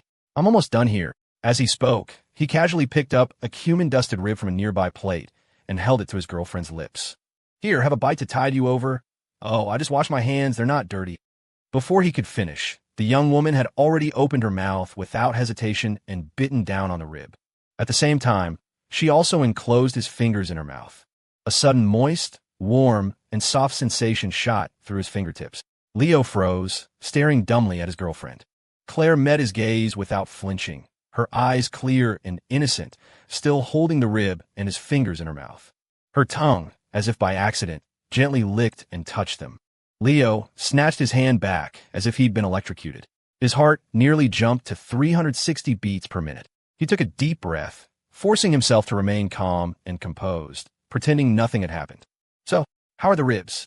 Claire chewed a few times, swallowed, and nodded happily. Delicious. Then, before he could react, a fragrant breeze brushed past his face as she suddenly leaned in closer. Rising on her tiptoes, she whispered in his ear, I also want to eat. You. Finally, the food was served. The students, who had been starving for what felt like ages, eagerly dug in. The first bite made their eyes light up. Holy crap. This is so good. They mumbled with their mouths full, devouring the food like a pack of hungry ghosts. Everyone showered praise on the advisors and Leo for their cooking skills, laying on the compliments thick. The only minor critique was that the final dish Leo made, the braised eggplant, was a little too salty. The crew from room 205 and 520 tried it and found it strange as well. Yeah, it's a bit on the salty side. Isn't this your specialty, Leo? What happened? An off day? Leo maintained a calm and steady expression. It's nothing. I just felt like trying something with a stronger flavor. The truth was, by the wood-fired stove earlier, after Ms. Bertha Sue had boldly bitten his finger and whispered those words in his ear, his mind had been so shaken he'd nearly lost all composure. When he was adding salt to the pot, he'd looked calm, but his hand had been trembling. Remembering that heart-pounding moment, Leo lowered his head, his pupils quaking uncontrollably. He subconsciously glanced at the fingers of his right hand and swallowed hard.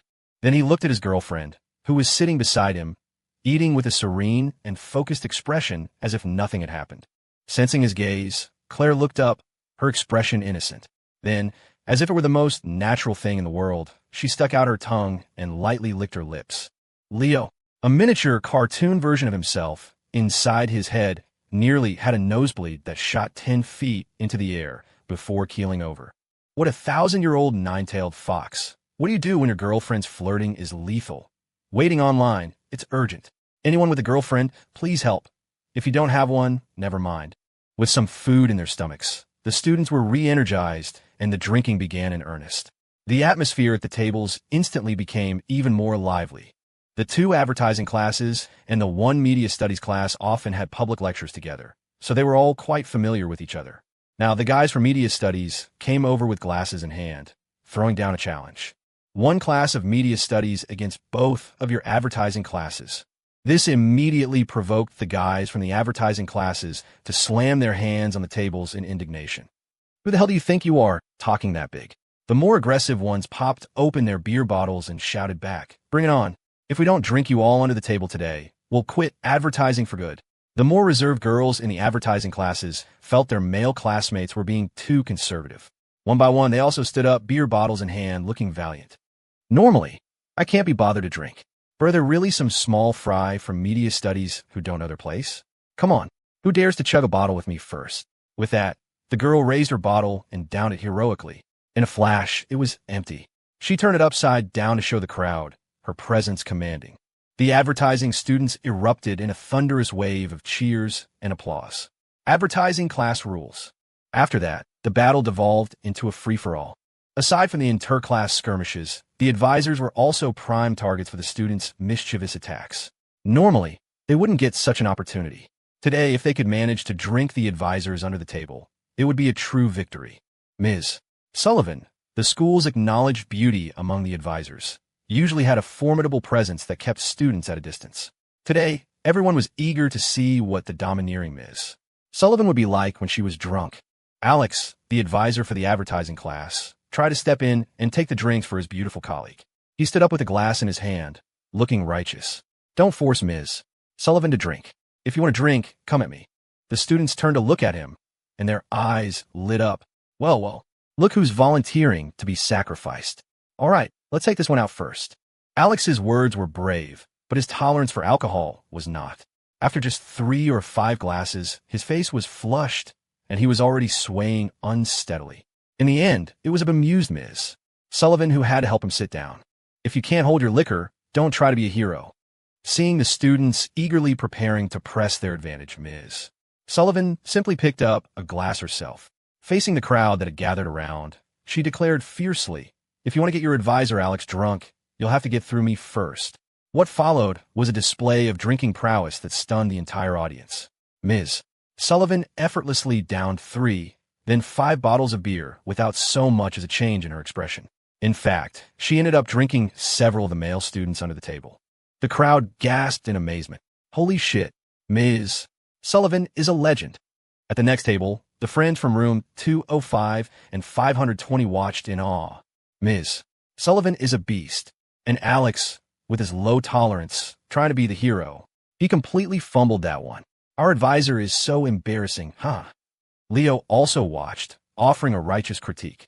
Indeed, Alex really needs to work on his tolerance. How can he let a lady take the drinks for him? Beside him, Claire shot him a look, her eyebrows raised in a half-smile. Is that so? I seem to recall someone at the graduation party who was about to pass out and needed me to step in for him. The others overheard and looked over in surprise. Whoa, that happened. Leo's face flushed. He quickly waved his hand dismissively. That's all in the past.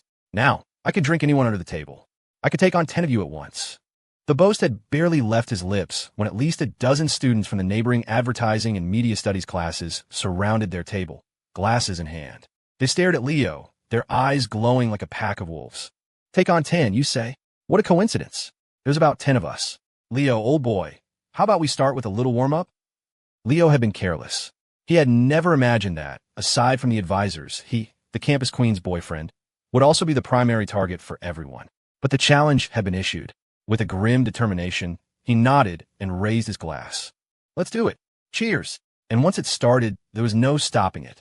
Seeing a battle break out, students from other tables lined up with their glasses to join in, each one specifically calling out Leo for a toast. On the surface, they were all saying gracious things like, "Thanks for cooking today, Leo." But their true intentions were malicious. Normally, we just chant screw Northwood High, but today we'll start by taking down its representative.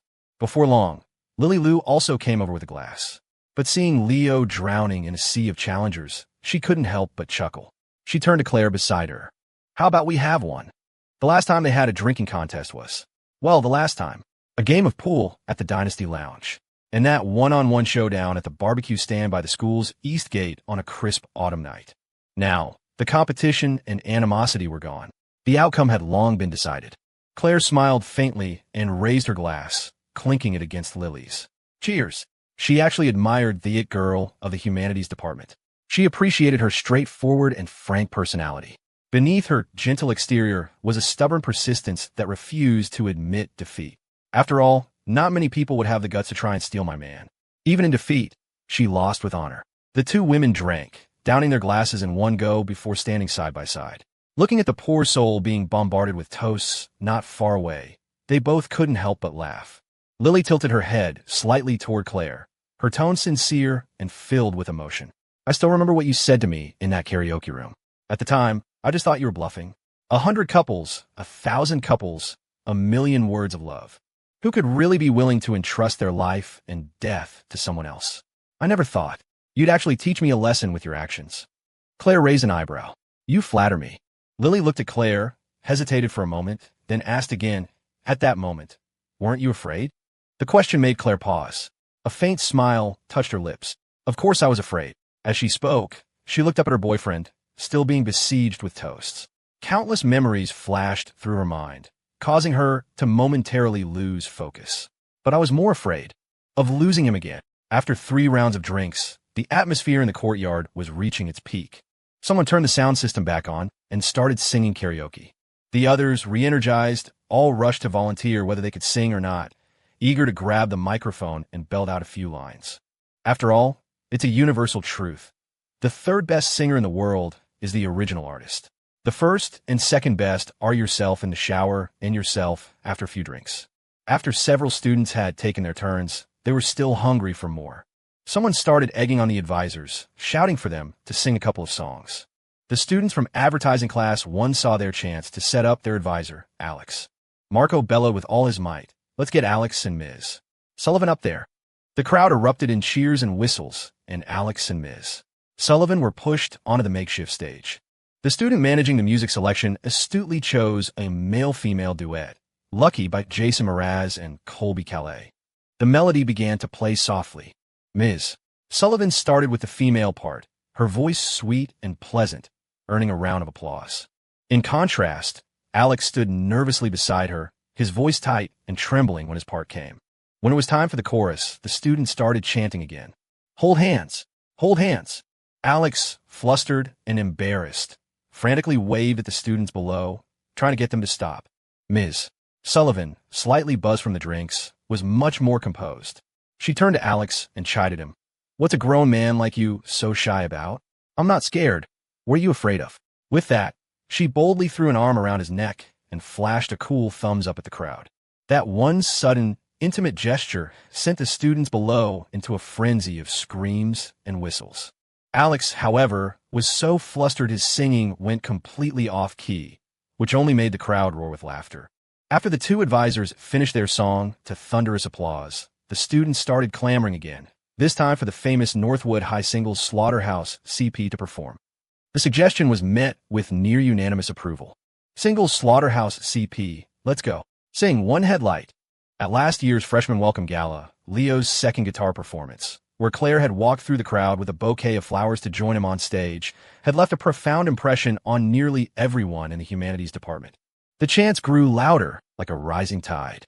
Leo, Leo, Campus Queen, Campus Queen. Even a certain parrot, who had just had a few sips of beer, was now drunkenly worked up. It flapped its wings, flying around erratically in the air, squawking excitedly, its voice even louder than the cheering students. Woo! Do it! Woo! Do it! The enthusiasm was overwhelming. Leo, for his part, didn't refuse. He stood up gracefully. Already a bit drunk from the earlier rounds of toasts, he turned to his girlfriend, took her hand in front of everyone, and confidently walked to the center of the courtyard. Claire was slightly surprised by her boyfriend's bold, public gesture, but then she saw his flushed cheeks and couldn't help but smile. You silly boy. A little alcohol, and you get so brave. It's rare to see you this tipsy. It's actually kind of cute. They brought over a couple of small stools and sat in the middle of the open space. A student quickly fetched a guitar from the farmhouse and handed it to Leo.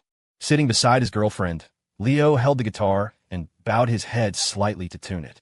The crowd quieted down, and the students on the sidelines held their breath, their faces full of anticipation.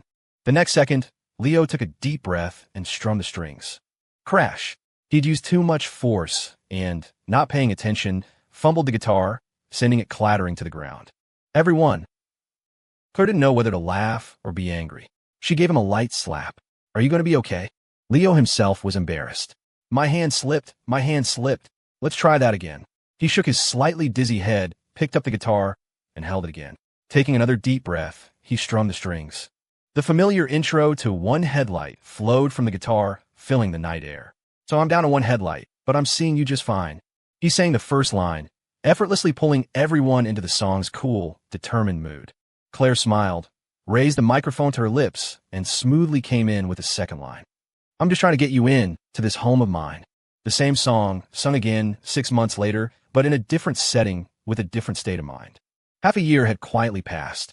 They had walked hand in hand through intoxicating autumn nights and stood before an old stone chapel as snow fell like silent meditation. They had faced heart-pounding danger side by side and shared a kiss under a sky full of brilliant New Year's fireworks at the stroke of midnight. This place is haunted, and I'm feeling stoned. The wallflowers are budding, and I'm seeing you at home. Come on, try a little. Nothing is forever. There's got to be something better than in the middle. The melody flowed and swirled, echoing in the small courtyard under the night sky. Sitting in the center, Leo and Claire sang to each other, their eyes meeting, filled with smiles and tenderness. Without even realizing it, they had already been through so much more together. Everyone on the sidelines was captivated by the tender, romantic mood of the song, unconsciously clapping along to the rhythm, humming with the tune. Sitting nearby, Lily Lou watched the scene, lost in thought. She saw the deep affection in their eyes as they sang to each other, and her heart was struck with a powerful emotion. She remembered the things she had said to Leo, the advice she had given him. But now, watching them sing, feeling that indescribable romantic tenderness, she suddenly felt that all those so-called realistic factors and objective differences no longer mattered. She had been worrying too much. A couple this perfect, how could even heaven itself bear to tear them apart? Beside Lily sat Preston Jew. He had only learned of Leo's identity tonight, and his relationship with the campus queen. Now, Preston watched Leo on stage, his face etched with jealousy. What's so special about this guy? He can sing a song and cook a meal, and that's enough to trick a woman like Claire Sterling? Pathetic. Lily turned her head and glanced at Preston. She wasn't angry, but her eyes held a hint of faint ridicule and pity as she said softly, "You don't get it." Moonlight, like liquid silver, poured down from the clouds, blanketing the small farmhouse courtyard. It coated the young couple sitting in the center with a soft glow, making them look hazy and dreamlike, so beautiful it was almost unreal. The song was nearing its end. "But me and you, we got this special thing going on," sang the girl, holding the microphone, looking up at the young man before her with a gentle smile. As she sang, just as she had 6 months ago on that stage, she changed the lyrics. "And now we're coming home." Leo strummed the guitar, met his girlfriend's soft gaze, and with perfect naturalness, sang the final line. With one headlight, the song ended. The courtyard was silent for a breath. Then, the students erupted in thunderous cheers and applause. In the midst of the explosive, celebratory atmosphere, swept up by a wave of drunkenness and emotion, a sudden impulse seized Leo. He took his girlfriend's hand and gave it a gentle pull, drawing her into his arms. Caught off guard, the girl let out a small cry of surprise as she was pulled forward. Leo was already leaning in, his lips meeting hers in a soft kiss. The entire crowd erupted once more. A storm of teasing whistles, screams, and cheers broke out.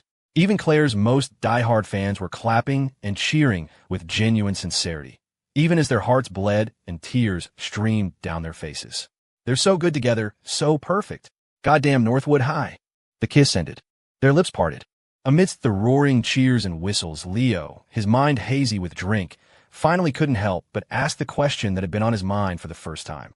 "What made you think of changing the lyrics?" Claire smiled. In front of the entire cheering crowd, She leaned forward and whispered 2 words into his ear. "It's a secret." Leo was drunk, completely drunk. After he and Claire sang their duet, they had pushed the party's atmosphere to an even greater height. The moment they returned to their table, they were immediately swarmed by more students eager to toast them. This time, not even Claire could escape. By the end of it, even Claire was feeling a little tipsy. As for Leo, he had passed out completely in his girlfriend's arms. When the party finally wound down and everyone dispersed, Claire had to support him back to their room at the Urgine Inn. As she helped him inside, she was a mix of exasperation, amusement, and concern. "I told you not to drink so much. Don't you know your own limits?" By now, Leo had sobered up a little. He sat on the edge of the bed, trying to rally his spirits. "I'm fine. I'm awake. What about the hot springs tonight? Go change into your swimsuit. I'll wait for you." "Come on, Bertha Sue. Tonight we're going to do things only mature adults do." He was insistent. The girl didn't know whether to laugh or cry, but she still agreed and took her swimsuit into the bathroom. However, when Claire emerged, feeling a little shy but also bold as she walked out with the elegant, graceful steps of a cat, ready to give her little pervert a stunning visual shock, she walked to the bed, only to find that he had once again succumbed to the alcohol, spread-eagled on the bed and fast asleep. Claire couldn't help but laugh. She sat down on the bed beside her boyfriend. Leaning in closer, she looked at his flushed face and gently pinched his cheek. In his sleep, Leo swatted his hand randomly and mumbled, "Bertha Sue, don't run. Let's have some fun." His words made her laugh again, a mix of fondness and frustration. She gently tweaked his nose. "You pig. I'm letting you have fun. Why don't you get up?" Though she said those words, she found herself leaning even closer, studying the handsome, familiar face, the tenderness in her eyes practically overflowing. "You idiot. Such a rare opportunity. The meal is served right to your lips. You're the one who missed out." The next morning, Leo woke up in a state of shock. "What? You changed into your swimsuit? And you already went to the hot springs? How did I not know about this?" Claire, having just finished washing up in the bathroom, walked out casually, tying her hair into a ponytail. She replied nonchalantly, "Young people hold their liquor well. You came back to the room and passed out immediately. I couldn't even wake you up. What was I supposed to do?" Leo. His world was shattered. The sky had fallen. Marco, Dylan, and Leon felt like their sky had fallen too. The night before, all the guys from room 520 had gotten just as drunk as Leo. It was only at breakfast this morning that they heard the girls from room 205 had gone to the public hot springs together. The news shattered them. "Holy crap, we got drunk and missed out on a billion-dollar opportunity." Marco was practically beating his chest in anguish. He sidled up to Quinn and the others, rubbing his hands together like a fly, trying to negotiate. "Sisters, please give us a chance. How about we all go to the hot springs together this afternoon?" Leon and Dylan nodded vigorously in agreement, each trying to outdo the other in their fawning. Leo watched them, shaking his head. So pathetic. Then he turned to his girlfriend with a righteous expression. "I'm not like those three. I'm not in a hurry. We can go this afternoon or tonight. That works too." In the end, the hot springs plan had to be postponed. According to the school's itinerary, they were scheduled to visit the local Hope Elementary School this morning for a community service event. There were over 80 students from 3 classes on this trip. After some discussion, the advisors decided that not everyone needed to participate. They had announced it the night before, making it a voluntary activity. Ultimately, all 8 students from room 205 and 520 signed up, along with a dozen or so others. They were scheduled to leave shortly. Just before heading out, Marco sidled over secretively to his 3 roommates and shared some intel. "It's cool. The Hope Elementary School is on Spirit Springs Mountain. I did my homework. There are a ton of natural hot springs in the mountains. We'll have plenty of opportunities." His words made the other 3's eyes light up, their hopes rekindled. Leon, munching on a date cake, added offhandedly, "I heard there's some kind of temple on that mountain, too, called the Sanctuary of Awakening or something." Marco shot his roommate a look of disdain. "Why are you always thinking about useless stuff? What's so interesting about a temple? Is it better than a hot spring?" Nearby, Claire overheard their conversation. When she heard Leon say Sanctuary of Awakening, she couldn't help but pause again. An inexplicable, mysterious feeling arose within her. But when she tried to grasp it, the feeling slipped away. Leo noticed her slight change in demeanor. "What are you thinking about?" Claire snapped back to the present and smiled at him. "Nothing. Let's go." Spirit Springs Town, Spirit Springs Mountain. They sounded like they were in the same place, but in reality, they were a considerable distance apart. Some of the students left on a large bus, while the group from room 205 and 520 took the BMW and the Maybach. In the back of the Maybach, Marco studied a map, completely baffled. This doesn't make sense. The map shows it's a short drive from town to the base of the mountain, 30 minutes at most. Why did Alex say it would take at least an hour and a half? The answer came soon enough. Not long after leaving Spirit Springs town, the paved cement road turned into a dirt road. Then the dirt road narrowed into a small, pothole-ridden path that twisted and turned. They were forced to slow down. Even at a crawl of 20 miles per hour, the terrible road conditions and constant bumps tossed everyone in the car around like salad. Marco, in the Maybach, was getting dizzy, his words punctuated by involuntary tremors. Ho ho ho holy shit, is this even a RR road for people? Beside him, Quinn gripped the handle on the car door, struggling to stay upright as she replied, and in now you know. An hour and a half. Emma might not even be enough. In the driver's seat, Leo shook his head. No wonder so few people come to Spirit Springs Mountain. The transportation is so inconvenient, it's hard to attract enough tourists. Claire nodded in agreement. Yeah, but even if they wanted to fix it, this road would be a huge project. The town probably doesn't have the budget for it. The two of them chatted in the front seat. In the back, Marco and Quinn were stunned. Holy crap. How come you two aren't SD stuttering? Are you the main characters of a novel or something? WW with your own personal halos. The closer they got to Spirit Springs Mountain, the worse the road became. The BMW, the Maybach, and the bus in front of them were moving at a snail's pace.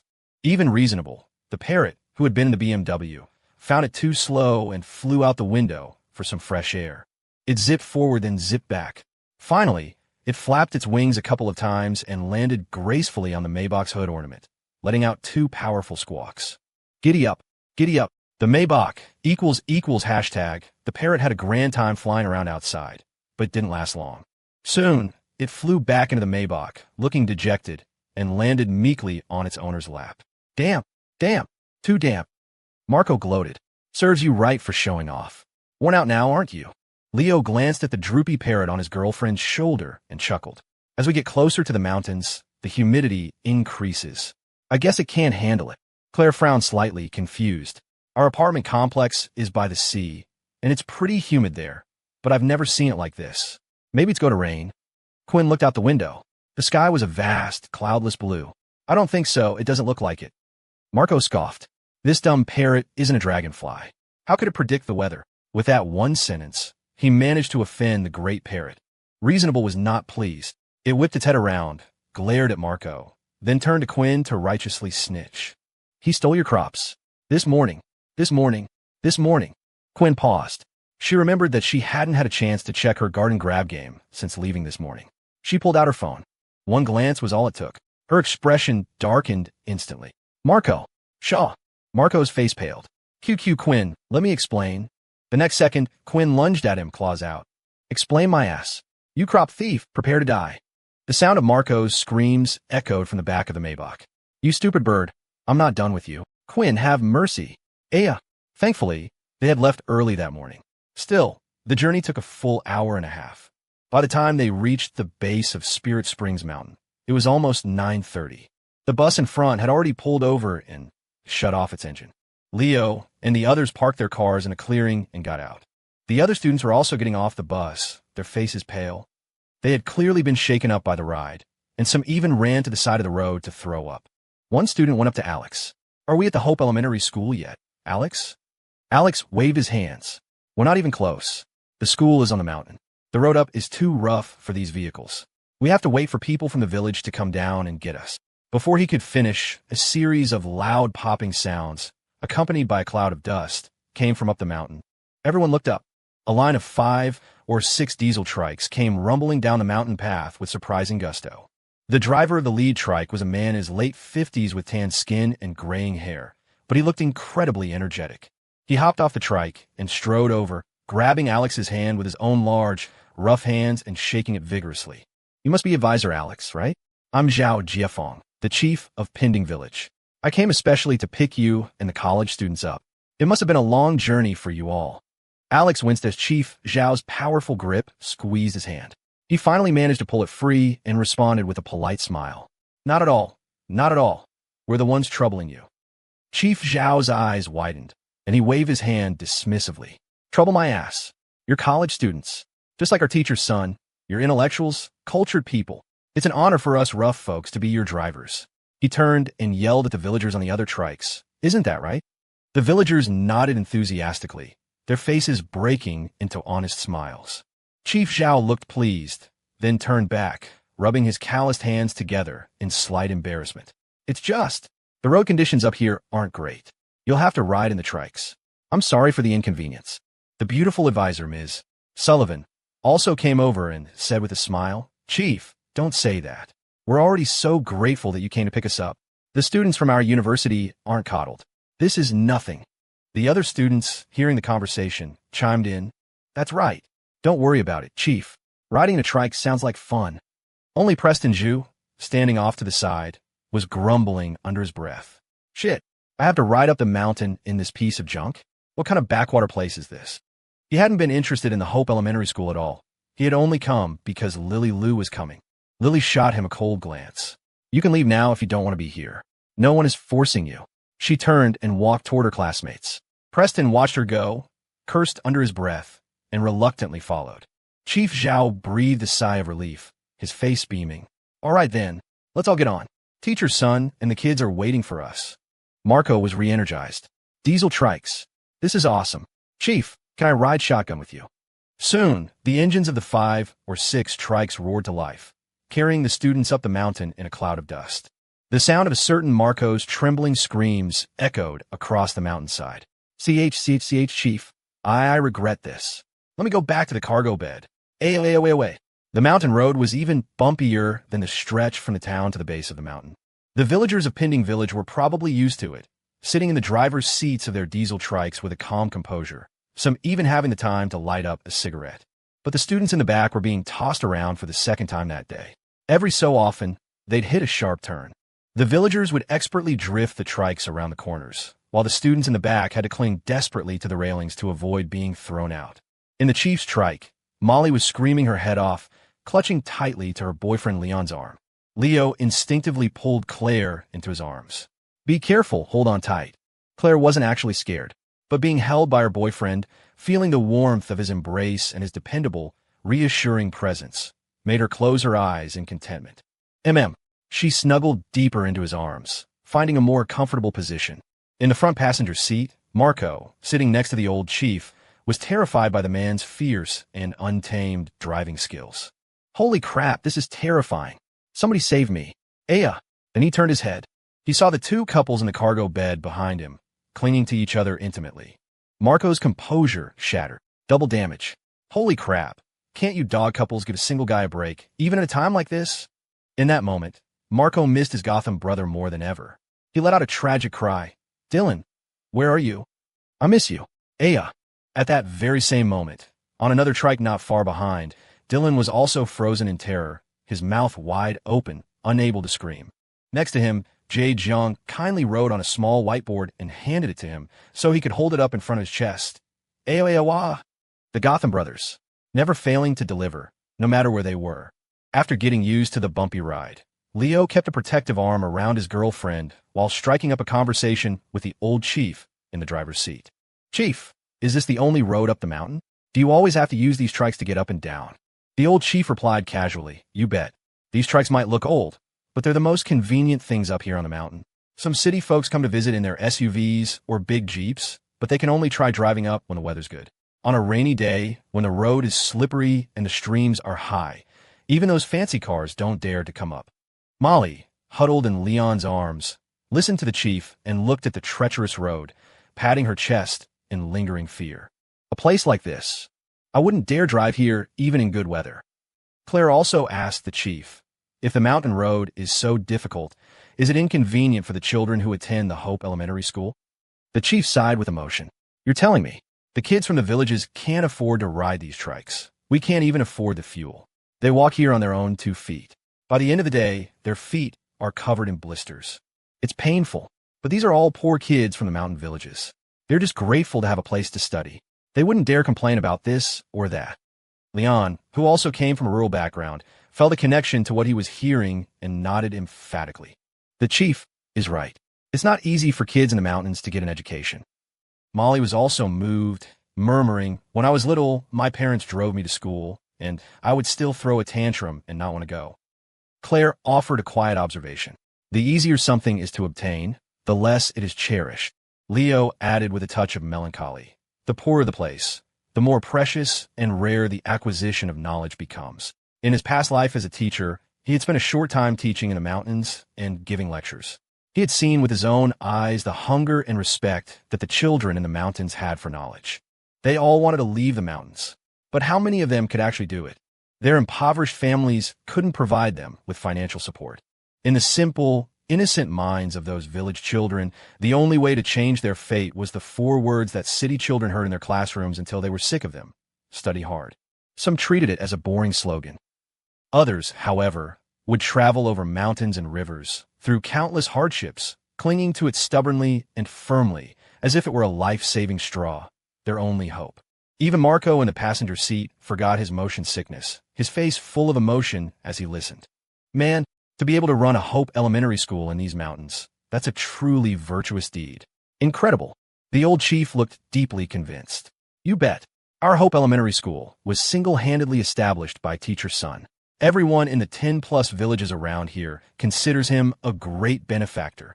His spirits lifted as he spoke. "We're almost there. You're all cultured college students. You'll have plenty to talk about. I'll take you to meet him right now." With that, he stepped on the gas. The diesel engine roared, and the trike shot forward, carrying its passengers and Marco's screams up the mountain. 10 minutes later, they finally arrived. The Hope Elementary School was built on a flat patch of land not far from Pending Village. Looking up, they could see a 2-story building of red brick. There was no school gate, just a small open space in front with a flagpole, a red flag fluttering in a mountain wind. On the open ground in front of the flagpole, the children of the Hope Elementary School were already standing, about 100 of them, seemingly having come out to wait in advance. As they got off the diesel trikes, the Berkeley students couldn't help but bend over, gagging. The ride had been truly awful. From the crowd of children, a young male teacher in his late 20s or early 30s hurried over, his attitude incredibly enthusiastic. "Welcome, welcome. It must have been a long journey for all of you. My name is Sun E. I'm a teacher here at the Pending Village Hope Elementary School." As the lead advisors, Alex and Ms. Sullivan forced themselves to recover and greeted the school's head teacher with smiles, shaking his hand. Sun E gripped their hands tightly, his tone warm and sincere. "We only have 2 or 3 teachers here. I have the highest education, and it's just an associate's degree. To have you top students from Berkeley come to guide us today, it's a great honor indeed. Come, let me introduce you all." As he spoke, Sun enthusiastically led the Berkeley students onto the open ground in front of the school, explaining as they walked. "We're short-staffed here. We have over 100 kids, so we can only divide them into 3 grade levels. Each level only has 2 classes, and we often have to combine them for lessons. Otherwise, we just can't manage." While Sun was making his introductions, the children on the ground by the flagpole were also staring wide-eyed at the sudden visitors. Their gazes were a little timid and filled with awe and curiosity. As the children of the Hope Elementary School timidly and surreptitiously sized up the visiting Berkeley students, the Berkeley students were also curiously observing them. The school in the mountains didn't have a uniform. It seemed that in honor of the visitors, the children had all worn their best and prettiest clothes. Even so, their outfits were visibly worn, though washed so many times they had faded to white, a clear effort to look clean and tidy. Among the group were children who looked no older than 3 or 4, tiny figures with runny noses, clutching tightly to the hands of older children, too nervous to let go. Advisor Alex noticed this and quietly asked the teacher, Sun E, about it. "Son," he explained with a helpless smile, "most of the children's parents have gone out to work in the cities. They're all left-behind children. When an older brother comes to school, he often brings his younger siblings along because there's no one at home to look after them." As they spoke, an older boy bent down and whispered something comforting to his little brother, then pulled a slightly grimy piece of candy from his pocket and, with some reluctance, handed it over. The little brother eagerly popped the candy into his mouth, his face immediately breaking into a wide, happy grin. The sight of this simple, tender moment melted the hearts of the female Berkeley students. They felt a pang of both affection and pity. So cute. The older brother is so responsible. The male students fumbled in their pockets, trying to find some snacks of their own, but came up empty-handed. "Damn it, I bought some in town. Why did I forget to bring them today? Is it too late to go back and get them?" At a time like this, the date cake guy stepped up. Leon reached into his pocket and, with a casual flourish, opened his large hand to reveal a pile of small date cakes. He walked straight over to the children and started sharing them without a second thought. Here, try these. They're sweet and delicious. The sudden approach of the big man startled the children. They instinctively took a few steps back, looking to their teacher for help. Sonny smiled and waved his hand. The big brother brought you gifts. It's okay to take them. Just say thank you. Hearing their teacher's permission, the children's faces lit up with excitement. They eagerly accepted the date cakes and then, one by one, politely said, "Thank you, big brother." They carefully tore open the plastic wrappers and tentatively popped the cakes into their mouths. Instantly, their eyes widened, and cries of surprise and delight rippled through the group. It's delicious. It's as sweet as candy. When they looked at Leon again, their faces were filled with gratitude and adoration for the magical big brother who had produced a pile of tasty treats. Thank you, big brother. This time, their voices were more synchronized and much more heartfelt. Leon was so happy he couldn't stop grinning. This was the date cake guy's finest hour. The other Berkeley students looked on with envy. Marco, also envious, subconsciously checked his pockets again and found a small bag of cookies. He looked at it. Handmade by Ms. Bertha Sue. Marco, with a heavy heart, he shoved the cookies back into his pocket. He looked up and saw a child staring at him with hopeful eyes. Marco's expression was complicated as he explained, "You really can't eat this. Something bad will happen." After briefly introducing the school situation to the two advisors and the Berkeley students, Son E announced that there were no special activities planned for the morning. He suggested that the students could freely interact with the children to get to know each other. Alex and Ms. Sullivan had no objections and readily agreed. Son E turned to his students and announced with a smile, "These are the big brothers and sisters who have come to visit you today. They are all outstanding university students from the big city. They're even smarter than your teacher, Son. For the rest of the morning, you can find a big brother or sister you like and play with them, show them around the school, or if you have any questions about your studies, you can ask them for help." The children were already curious about the newcomers. Moreover, they trusted and obeyed teacher Son implicitly. At his command, the children immediately broke formation and eagerly surrounded the Berkeley students. Leon, who had just handed out a pile of date cakes, was naturally the most popular. A dozen children immediately gathered around him. The beautiful girls like Quinn, Molly, and Lily Lou also attracted a lot of attention, especially from the little girls who chattered around the pretty older sisters, eagerly introducing themselves. Marco, who prided himself on his rapport with children, saw them coming and opened his arms with a flourish. "Come on, kids, I'll play with you." But one by one, the children walked right past him, and not a single one stayed. Marco was stunned. What the hell? Am I really this unpopular? Feeling a little hurt, he turned to find his Gotham brother, Dylan, for some mutual consolation. But when he looked over, he was shocked to see that even Dylan was surrounded by a circle of children. The ever-nervous Dylan was still at a loss for words, making random hand gestures. But this only seemed to impress the group of boys even more. They looked at him with admiration. "Big brother, are you a legendary ninja? I want to join the Hidden Leaf Village too." Over with Leo and Claire, even more children had gathered. One by one, they stared longingly at the parrot perched on Claire's shoulder. It was obvious they all wanted to pet the beautiful bird, but they had never seen a sister as beautiful as a fairy before. Intimidated by Claire's cool, stunning aura, they were too shy to approach. Being surrounded and stared at by so many children made Claire a little nervous, too. She wanted to connect with them, but in both her lives, as the Ice Queen campus beauty and the powerful CEO, she had lacked experience with children. The only reason little Mia had warmed up to her on the train was because she had saved her life. So now, Claire was at a loss. She couldn't help but turn to Leo beside her, tugging on his hand and whispering for help. "Help me." Seeing his girlfriend in such a rare state of predicament made Leo smile. He squeezed her hand reassuringly, then turned to the children and waved with a friendly grin. "That's a parrot. If you like it, you can ask the big sister if she'll let you pet it." A stir went through the group of children. Finally, a boy of about 11 or 12 mustered his courage and looked at Claire. "Big sister, can I pet the parrot?" His question opened the floodgates, and the other children eagerly raised their hands. "Big sister, I want to pet it too." "Me too." Reasonable, perched on his owner's shoulder, looked down with arrogant disdain and flapped its wings. "In your dreams. In your dreams." The great and mighty parrot was not to be touched by mere human brats. There is no way its noble and magnificent owner would ever agree to such a thing. The next second, his noble owner unthinkingly snatched the parrot from her shoulder and handed it over. You can. Pet it all you want. Just leave him breathing. Reasonable. By sacrificing a mere parrot, an insignificant price to pay Ms. Bertha Sue successfully broke the ice and bonded with the children. As for someone like Leo, it was a given. His warm and friendly demeanor naturally drew children to him. Besides, in his past life, he had taught in the mountains and knew how to interact with the local kids. Stories flowed from him effortlessly, and he could even perform a couple of simple magic tricks. Though his skills were amateurish, it was enough to elicit gasps of amazement from the children, who now looked at him with fervent admiration. His popularity was second only to Dylan, who had just been appointed the new Hokage next door. As for Claire, a large group of children had been drawn to her from the very beginning.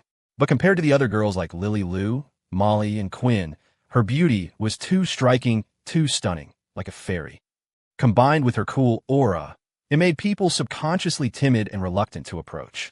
But with the parrot as an icebreaker, a large crowd of children now surrounded the fairy-like older sister, unwilling to leave. They widened their eyes, looking her up and down with wonder and envy, and mustered the courage to ask questions. Big sister, are you a fairy? Claire laughed. I'm just a normal person, just like you. The boy who asked shook his head vigorously. No, you're not. The big stars I see on TV at the village chief's house aren't as pretty as you. Then, as if remembering something, he quickly added, Jean Lily from our school is an ugly duckling compared to you. His words landed him in trouble. A pretty girl with a ponytail, standing nearby, lunged at him, furious. Chinurwa, you're dead. Who told you to compare me to the big sister? The boy, Chinurwa, yelped and dodged. The girl, Jean Lily, pursued him relentlessly, and the two of them ran off, chasing each other. The other children hooted and hollered. Someone whispered to Claire, Jean Lily has a crush on Chinurwa. She chases him around all day long. Claire paused, watching the shouting boy and the angry girl chasing him. A knowing smile touched her lips. Is that so? It seems Chinurwa is a little clueless when it comes to romance. As she spoke, she glanced to the side, at her boyfriend surrounded by children, happily telling stories. The corners of her mouth curved up, just like someone I used to know. The group of children noticed the fairy sister's gaze and, full of curiosity, started asking questions. Big sister, what's your relationship with the big brother? Are you boyfriend and girlfriend? A sturdy-looking boy stepped forward, acting like a little adult. What boyfriend and girlfriend? The big sister and big brother looked so good together. They must be husband and wife. The other children had a collective moment of realization and nodded vigorously. That's right. The big sister and big brother are husband and wife. A handsome guy and a beautiful girl. A match made in heaven. Children don't lie. Their compliments are sincere. Claire couldn't stop smiling, but she put on a stern face and pretended to scold them. Who taught you to flatter like that? Little kids shouldn't just say things like that. But the children looked at her with wide, innocent eyes and answered earnestly, we're not just saying things. The big brother and big sister really do look perfect together. Claire paused. Then she took out a pen and paper from her bag and handed it to the children with a calm expression. Do you know how to write? Write down your names. After the children had obediently, if a little confusedly, written down their names, Claire found her boyfriend and stuffed the list into his hands. Keep this. Leo took the list and looked at it curiously. What's this for?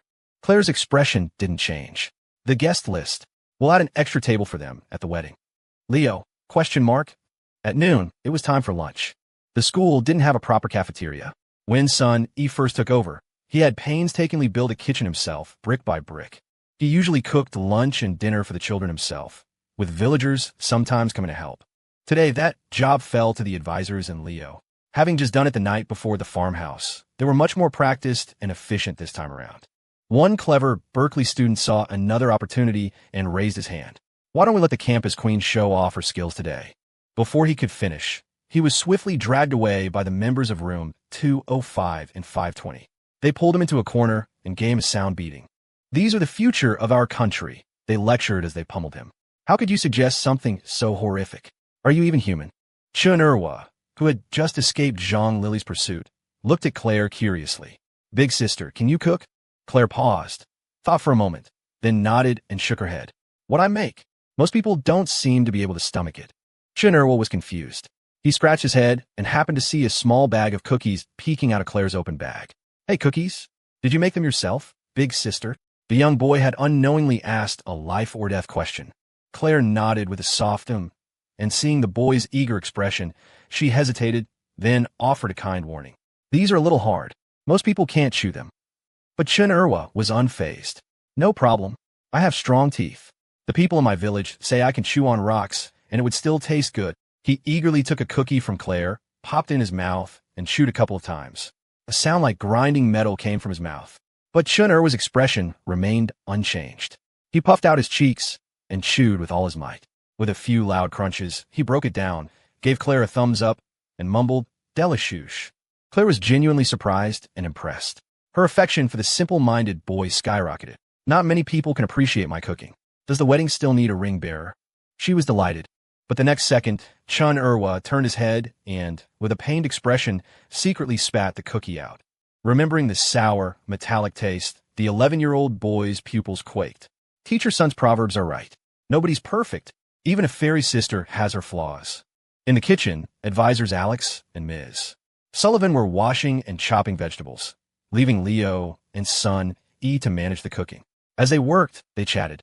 Having been an educator in his past life and having experience teaching in rural areas, Leo had a lot of insights to share with Sun E. At first, Sun E had just thought of Leo as a typical Berkeley student. But after just a few minutes of conversation, he was surprised to find that this young university student had incredibly mature perspectives on rural education. Many of his points were sharp and hit right at the core of the issues. It was almost as if he had taught in the mountains before. The two of them found more and more common ground as they talked. During their conversation, Sun E shared a lot about the school situation. The Hope Elementary School was located next to Pending Village, but the students came from more than a dozen nearby villages. All of them came from poor families. Their parents worked in the cities, leaving only the elderly and children behind. The oldest students were only in their early teens, any older, and they would have to stay home to help with chores and support the family. Kids like Chun Erwa and Zhang Lily are the oldest students in the school. Last year, their grandparents came and said they wanted them to quit school and come home to work. The two of them walked all the way here in the middle of the night, crying and knocking on my dormitory door. They fell to their knees and begged me, saying they wanted to continue their studies no matter what. Leo listened in silence. After a long moment, he nodded. Education is the only way out. Sunny nodded as well, letting out a soft sigh. That's right. Education is the only way out. But for them, this path is 1,000 times harder than it is for children outside the mountains. Leo turned to look at the young teacher and smiled. You work hard, too. In terms of actual age, the other man was quite a bit younger than him. But here he was, in this small school, responsible for over 100 children. From their studies to their daily lives, he had to manage every single detail. He was doing the hardest work for the most meager salary. Even with subsidies, he only made about 900 yuan a month. Yet, the young man before him seemed to have no complaints, taking it all in stride. Sun E laughed heartily, not with false modesty, but with frank admission. It is hard work, but it's worth it. I came from the mountains myself. If I didn't use what little knowledge I have to give back to the mountains, he paused, pointing to his chest, and gave Leo a broad smile. This conscience of mine wouldn't be able to rest. Leo smiled back. He felt that he and Sun E were quite similar. They often did things not for the approval of others, but for their own peace of mind, their own clear conscience. However, in that moment of mutual understanding, a thought suddenly flashed through Leo's mind. Sunny, the name felt familiar, as if he had heard it somewhere before in his past life. At noon, everyone ate a simple but delicious lunch together. The food at the Hope Elementary School wasn't as rich as the meals at the restaurant in Spirit Springs Town, but the atmosphere was better. At Sun Yi's command, the 100 or so children dug in, eating with gusto. The sight of them made the Berkeley students hungry, too. When you see others enjoying their food, your own appetite improves. Marco downed 3 bowls of rice and, still not satisfied, held up his empty bowl and declared, "More." Quinn kicked his stool from the side. "Stop eating. The other kids haven't gotten seconds yet." After lunch, most of the children went to their classrooms for a nap. A few, who had already become friendly with the Berkeley students, gathered around them, asking all sorts of questions, curious about life in the big cities outside the mountains. A few little boys even surrounded Dylan, eagerly asking to become his disciples and learn the ways of a ninja. Some little girls sat obediently beside Molly, waiting for the cute older sister to read them a story from a romance novel. Molly cleared her throat and began.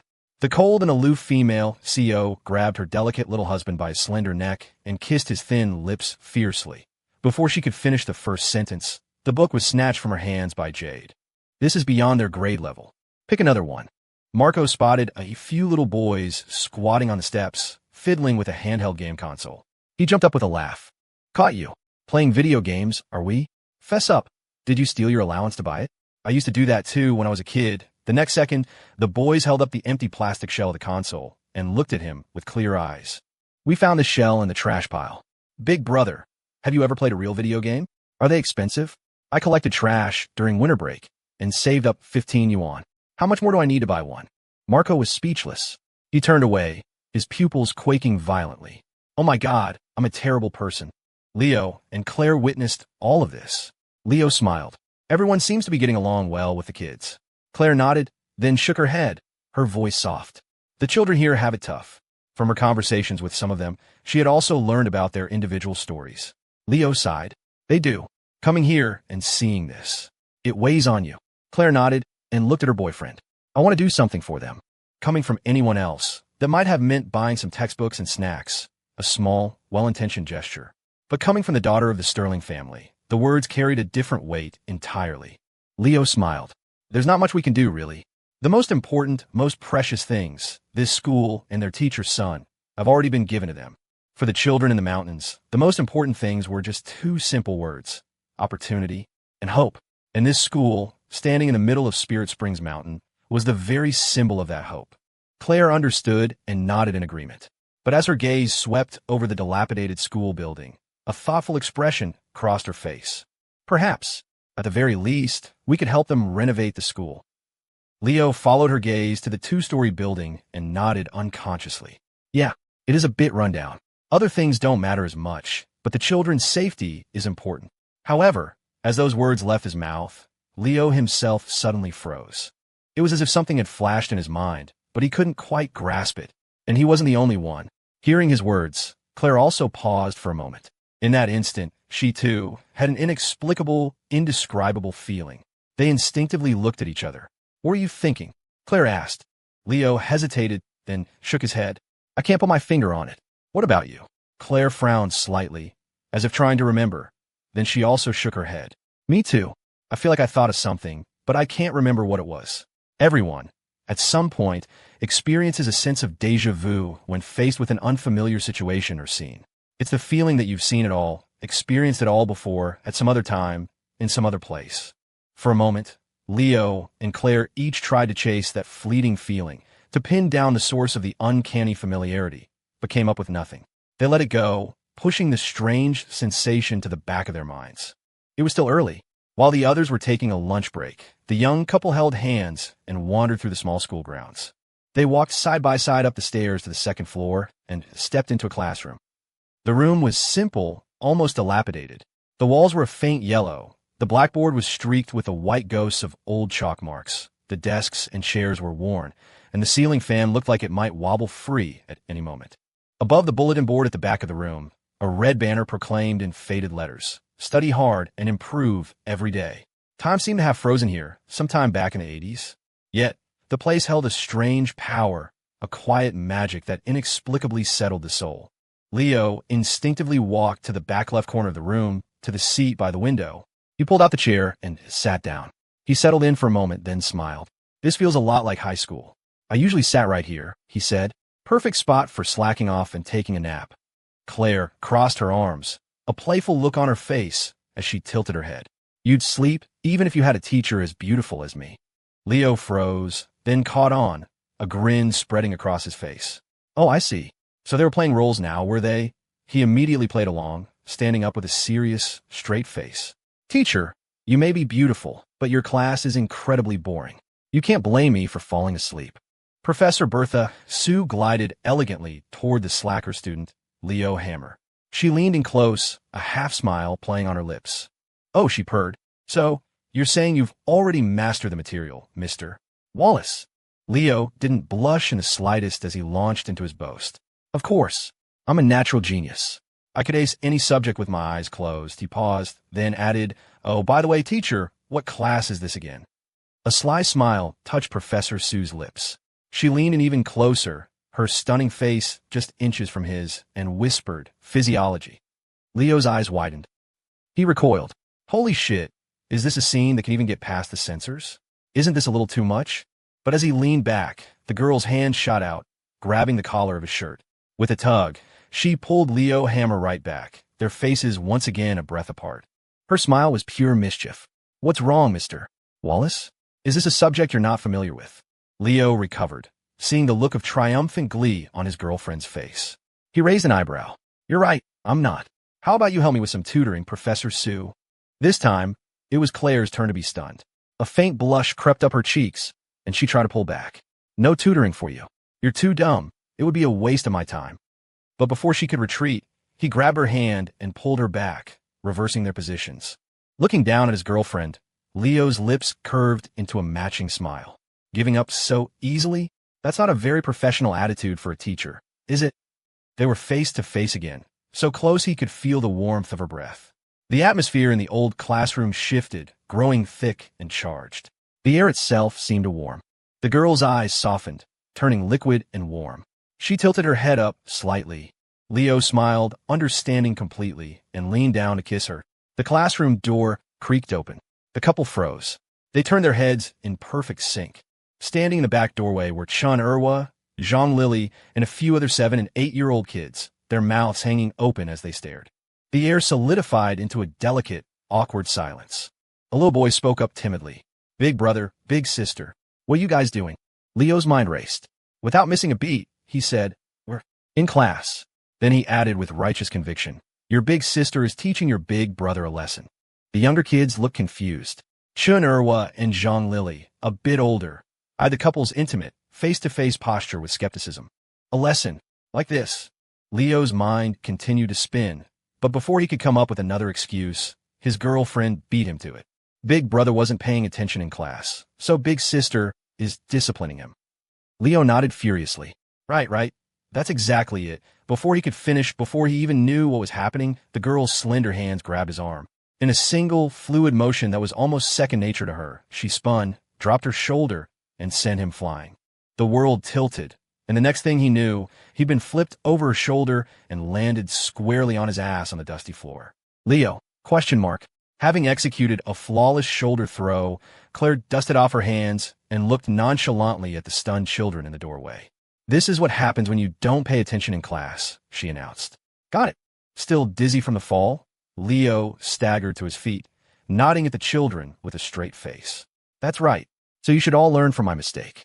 Study hard, pay attention, and don't be a bad example like your big brother." Hearing Leo's words and remembering the fairy-like big sister's ridiculously powerful throw, the children shivered in unison and nodded obediently. "We'll be good," they chorused. "We'll definitely study hard." That afternoon, Sun Yi was scheduled to teach the older students. The younger children had physical activities. Molly Tang volunteered, happily leading them out to the dirt playground for a game of duck, goose. That left the middle grade class, which was supposed to have literature. The 2 other teachers from the school had taken the day off to go down the mountain. The Berkeley students looked at each other, none of them having any real teaching experience. Leo thought for a moment, then stepped forward. "I'll do it." The Berkeley students erupted in cheers. "Leo, you're the man. Time to see the master at work." Only Preston Zhu. Oh, right, Preston Zhu, standing next to Lily Liu, sneered at Leo, who was basking in the praise. "What a show-off," he muttered. "Teaching a class? What the hell does he know about teaching?" But when the class started, Leo stood at the podium, textbook in hand, and effortlessly brought the lesson to life.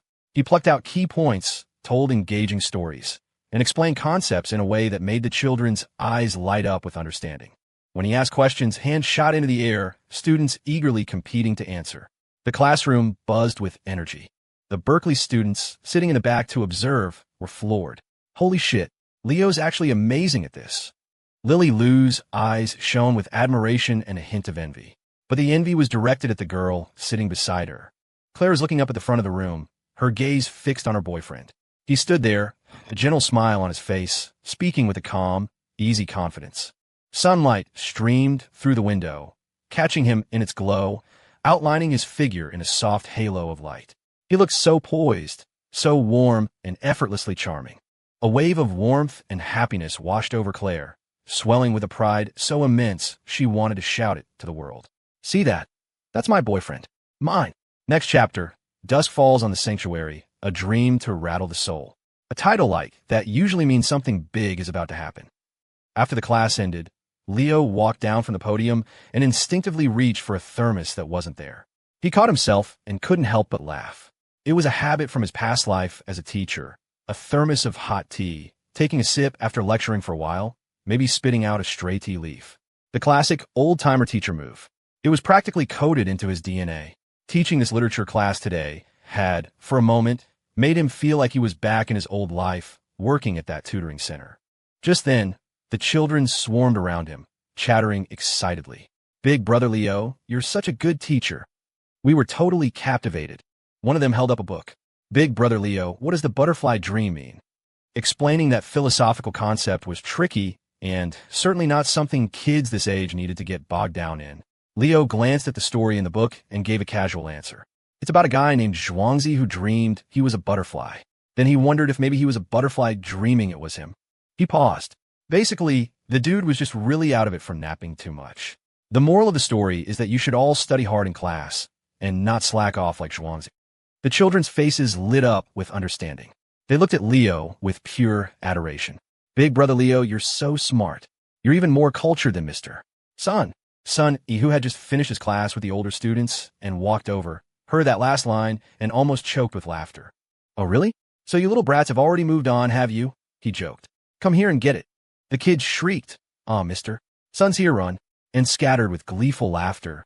The other Berkeley students now gathered around, giving Leo a thumbs up. "You're a natural, Leo. You look like a total pro up there. The rural education program needs a talent like you. Why don't you just stay here, Leo? We can take care of Claire for you." Before the guy could finish, he was dragged away by Leo's roommates from room 520 for a thorough beatdown. "You got some nerve, buddy. We could hear you plotting from a mile away. You think a mere mortal like you can lay a hand on the mighty Bertha? You're asking for it." Just then, Claire walked up to Leo, her hands behind her back, a playful smile on her face. "Not bad, Professor Wallace."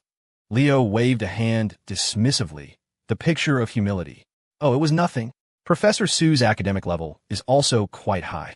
The girl tilted her head. "Oh, still interested in that physiology class?" Leo nodded with righteous conviction. "Of course. I feel my knowledge of human anatomy is severely lacking. I require Professor Sue's guidance." She raised an eyebrow, her smile teasing. "Guidance? Or more? Hands-on approach." Leo's spirits soared. A hands-on approach would be even better. Then he paused, a flicker of suspicion crossing his face. "Wait a minute. This hands-on approach doesn't involve another shoulder throw, does it? I'm still not over the last one." That solid landing on his ass in the classroom upstairs still had him feeling a little woozy. One shoulder throw was more than enough. Who in their right mind gets shoulder thrown multiple times in one day? You get your brain scrambled. Wait, that actually sounded familiar. He didn't know one, unlucky bastard. Leo tapped his head, remembering he hadn't checked in on his #1 employee in a while. He pulled out his phone and sent a text, the message dripping with heartfelt concern. "Is this week's assignment done? Remember to submit on time or your pay gets docked." Around 4 in the afternoon, classes at the Hope School let out early. Most of the children from other villages had to start the long trek home before it got completely dark. The rest either went back to Pending Village or stayed at the school, bunking in the teachers' dorms. The Berkeley students were also staying on the mountain for the night. The trip back down to Spirit Springs Town was just too far. When the two advisors explained the lodging situation, most of the students were fine with it. Only Preston Zhu erupted in annoyance again. "Stay in the village? This shithole is fit for humans? No way, I'm going down the mountain." His harsh words made Sun shift uncomfortably, wringing his hands. "Well, I could ask the village chief to arrange for a car to take you back." But this time it was Ms. Sullivan who cut him off with a wave of her hand. "No need." She turned to Preston Zhu, her tone cold and leaving no room for argument. "We agreed to come to the Hope School for a service day. That means you follow the arrangements. If you want to leave, we won't stop you. But don't trouble the villagers. If you want to go down the mountain, you can walk." Her words left Preston Zhu speechless, his face flushing with shame and anger. He looked around for support, but the others just glared at him with disdain. Finally, he threw his hands up in a huff and stormed off. With the rotten apple gone, the mood lifted. Chen Erwa and Zhang Lily came bounding over. They were also staying at the school tonight. They ran up to Leo's group, their eyes bright. "Big brother Leo, let us take you exploring in the mountains." At the word exploring, Marco Shaw slumped onto a nearby step, waving a tired hand. "You guys go ahead. I'm exhausted. I just want to rest." He'd spent half the afternoon playing duck, goose with the kids, and he was completely drained. Chunirwa looked a little disappointed. "Oh, okay then. But the mountains are really fun. There are even some natural hot springs." In the next second, Marco shot up from the step like a coiled spring, full of energy. On the other hand, a little exploration sounds like a fantastic idea. Let's go. Hey, everyone, don't forget to bring your swimsuits." In the end, a large group of Berkeley students, including Leo and Claire, followed Chunirwa and Zhang Lily deep into the mountains. The two children led the way, navigating the rugged, winding path as if it were a paved sidewalk, moving with effortless ease. The city kids behind them, however, were soon huffing and puffing. The two in front kept looking back and urging them on. "Come on, big brothers and sisters. We're almost there. We promise you won't regret it." Finally, they passed through a grove of trees and arrived at the edge of a hillside. The view opened up dramatically. Before them, the sky and the earth stretched out, a vast panorama. It was dusk. The sky was ablaze with the colors of sunset, clouds painted in fiery reds and brilliant golds. It was a magnificent, breathtaking sight that cleansed the soul. The Berkeley students' eyes lit up. Molly Tang let out a happy cry. "Wow, it's so beautiful." Claire stared at the majestic sunset, momentarily lost for words. "It really is beautiful." Leo looked at his girlfriend beside him, her face bathed in the soft, warm glow of the evening sky. She was intoxicating. He smiled. "Not as beautiful as you." Claire turned to him, a smile spreading across her own face. "Such sweet words. Let me have a taste." She rose on her toes and kissed him. Chunirwa's eyes went wide. "Whoa."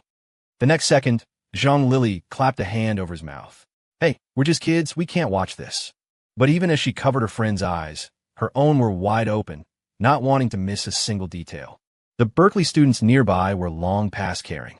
They just turned away, their pupils quaking with practice calm. "Minor stuff. You get used to it. Screw Northwood High, just for the hell of it." After coming down from the hillside, the group continued their enthusiastic exploration, led by the two children. Their next destination was the natural hot springs. Marco, practically vibrating with excitement, shot ahead of the group and vanished around a bend. "Charge!" His voice echoed back. The others laughed, shaking their heads, and hurried to catch up. But along the way, there was a small accident. Leo and Claire were at the back of the group. As they were heading down a slope, Claire's foot slipped. She twisted her ankle and nearly fell. Leo caught her immediately and helped her to a nearby rock. "Are you okay? Does it hurt?" Claire tried to move her ankle, testing it. She shook her head. "I'm okay. Just a little twist. It's not serious." Leo knelt and gently lifted her ankle, examining it carefully. He looked a little relieved. "Yeah, looks okay, but don't walk on it for now. You wait here. I'll go tell the others and then take you back." Claire nodded. She watched him, still crouched down, checking her ankle again, his face etched with concern. Her gaze softened. "Leo." He looked up. "Yeah." Claire smiled. "Nothing. I just wanted to say your name."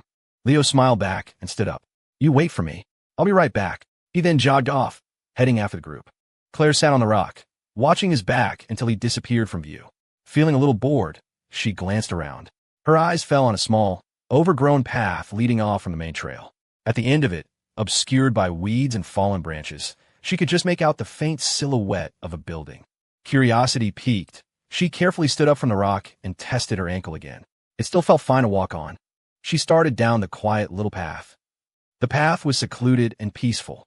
She carefully pushed through the weeds and branches and came to the end.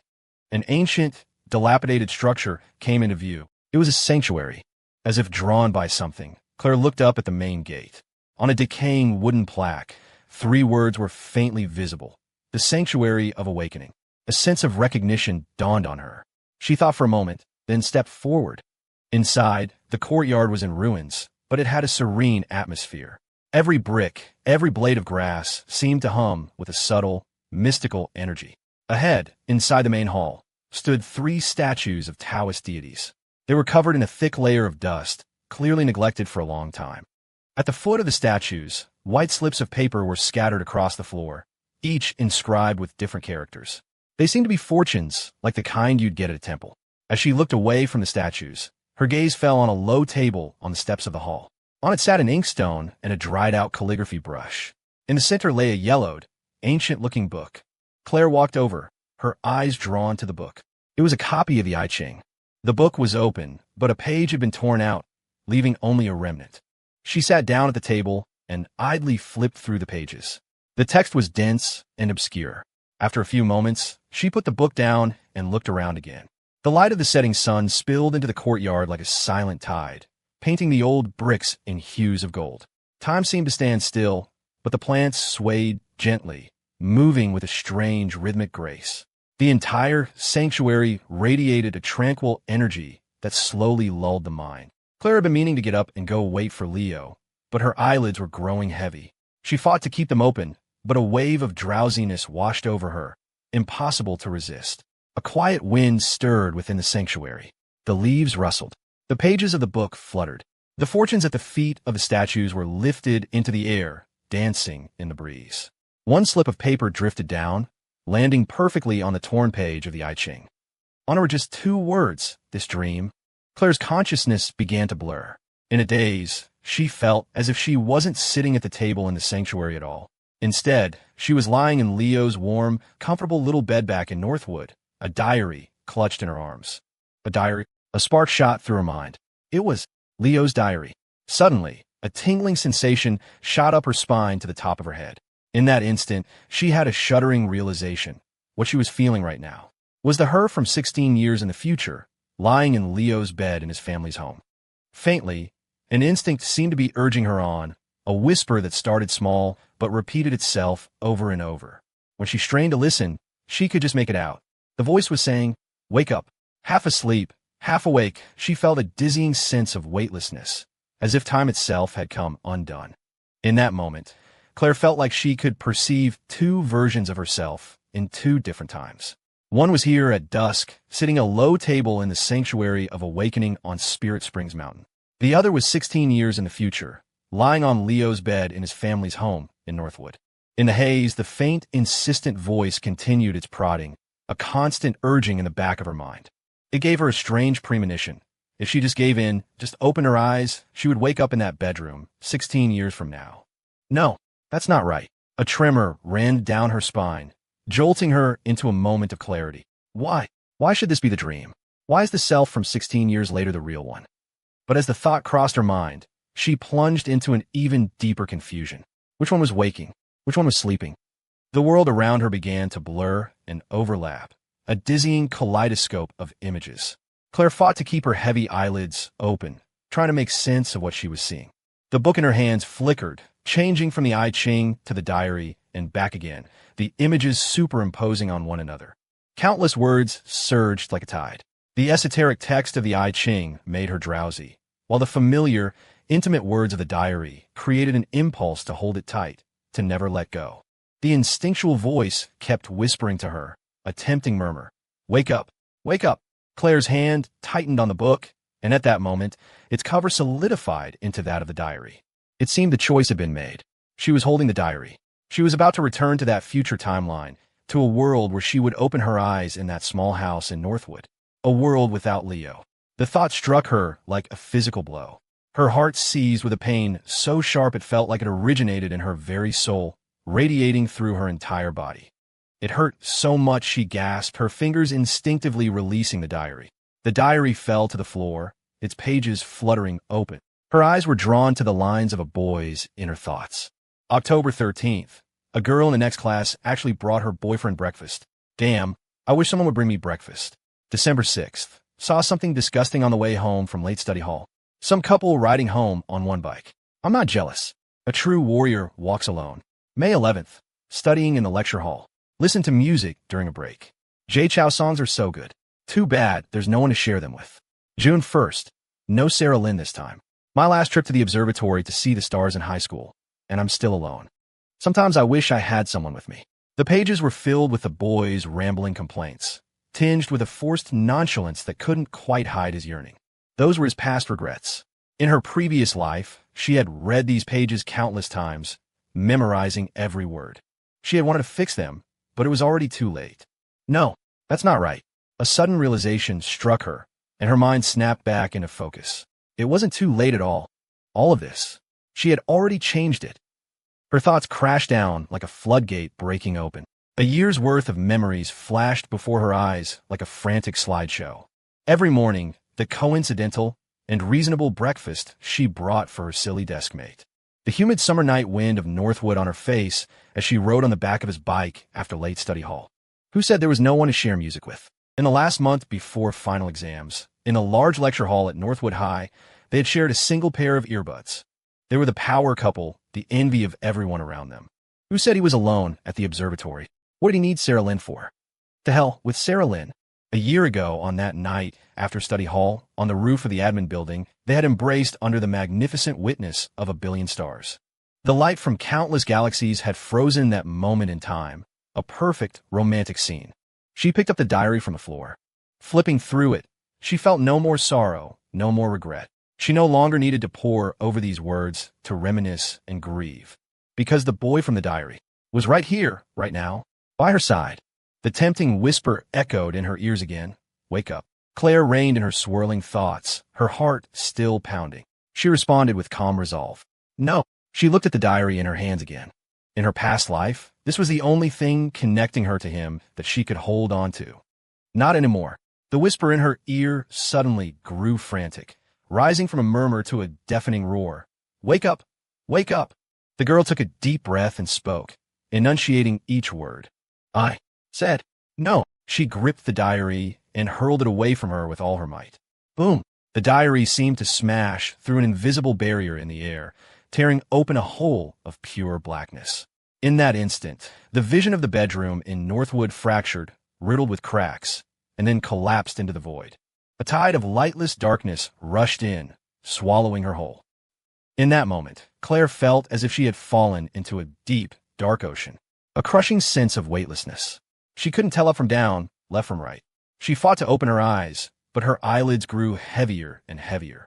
Her consciousness was fading again, threatening to dissolve into the black abyss. In the haze, she felt something pecking at her cheek, a ticklish, prodding sensation. It grew more insistent, more forceful, until it actually started to hurt. She managed to regain a sliver of consciousness. Claire tried to rally, but she didn't have the strength. The drowsy fog was rolling in again. Dimly, she felt someone gently shaking her. A familiar, gentle female voice seemed to be calling to her from a great distance. Claire! Claire! The voice grew closer, clearer. Claire, wake up! Claire! Claire! With those calls, with that gentle push, Claire felt a sudden surge of strength, as if her soul had snapped back into her body. She kicked hard, fighting her way up from the darkness. Her eyes flew open. Claire sat bolt upright at the low table, gasping for air like a traveler who had nearly drowned in the river of time. Her chest heaved, her breaths coming in ragged gulps. She frantically looked around. She was still in the dilapidated courtyard of the Sanctuary of Awakening. It was still dusk. The mountain air, cool as night began to fall, was crisp and real, invigorating her senses. Relief washed over her. Only then did Claire notice someone else was there. She turned her head. Lily Lou was looking at her with concern. Are you okay? You were asleep for a moment. Before she could finish, Claire threw her arms around her, hugging her so tightly that Lily stumbled, caught completely off guard. What's wrong? Finally, Claire let her go. She took a deep breath, trying to calm her still racing heart. Nothing. Then she looked up at the humanities department's girl and said, completely out of the blue, would you be interested in being a bridesmaid? Lily was baffled. Huh? The sudden question completely blindsided Lily Lou. She stared dumbfounded. A bridesmaid? Claire nodded. Yes. Lily processed it for a second, then couldn't help but find the situation absurd.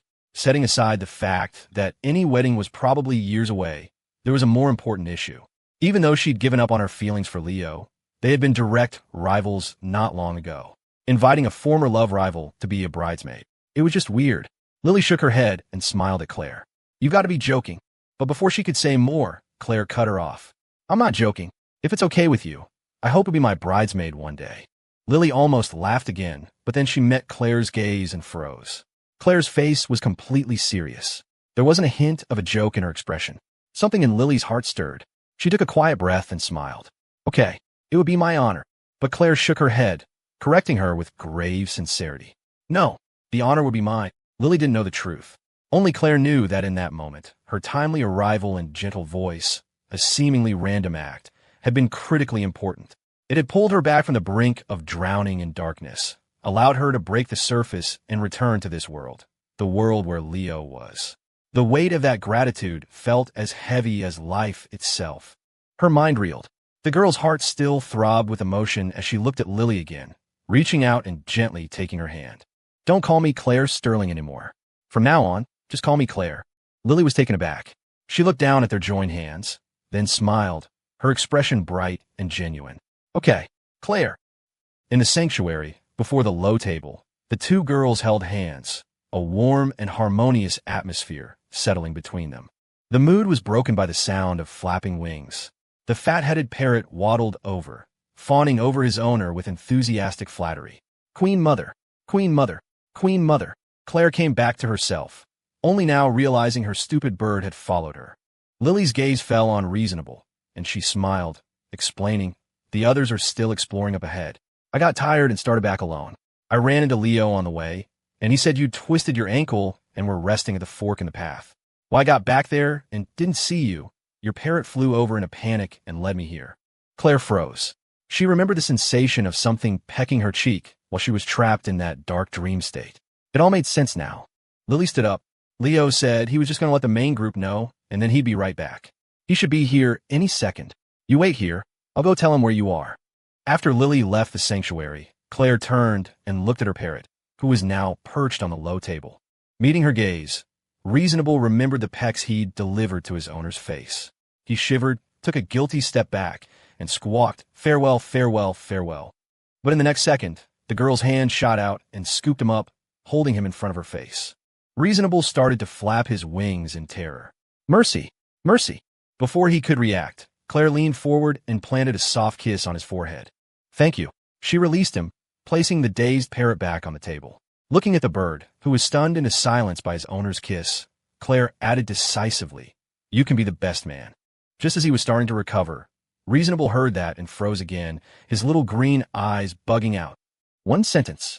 Enough to shock a parrot for an entire year. Lily had told her to wait in the sanctuary, but Claire had no desire to stay there a moment longer. Waking up felt like returning from another lifetime. She stood up from the table. Her eyes swept across the tabletop and landed on the slip of paper lying on the open pages of the I Ching. The words "this dream" met her gaze. Claire's expression hardened. A flicker of emotion crossed her face as understanding finally dawned. She looked around the courtyard. It was still serene and dilapidated, every brick and blade of grass still humming with that mystical energy. Awakening. The Sanctuary of Awakening. You don't realize it's a dream until you finally wake up. What fitting name. A coldness crept into Claire's expression as she turned her head and looked at the three statues inside the hall. The deities' faces were inscrutable, their expressions impassive and remote. Claire lifted her chin, met their gaze, and spoke, her voice calm. Her first words were, Zhuangzi dreamed he was a butterfly because he was an idiot who napped too much. She paused, then continued, her voice just as steady. I'm not an idiot. So this isn't a dream. She paused again, her gaze turning icy. And another thing, I don't believe in your path. I believe in the bodhisattvas at the old stone chapel on Serenity Peak. So if you have a problem with me, you could take it up with them. She thought for a moment, then added, and if I don't like what the bodhisattvas have to say, I won't listen to them either. Finally, she looked at the three statues and finished her speech. So, I only listen to what I want to hear, believe what I want to believe, and fight for what I want. What I've chosen, no one can take from me. Not heaven, not earth, not gods, not Buddhas.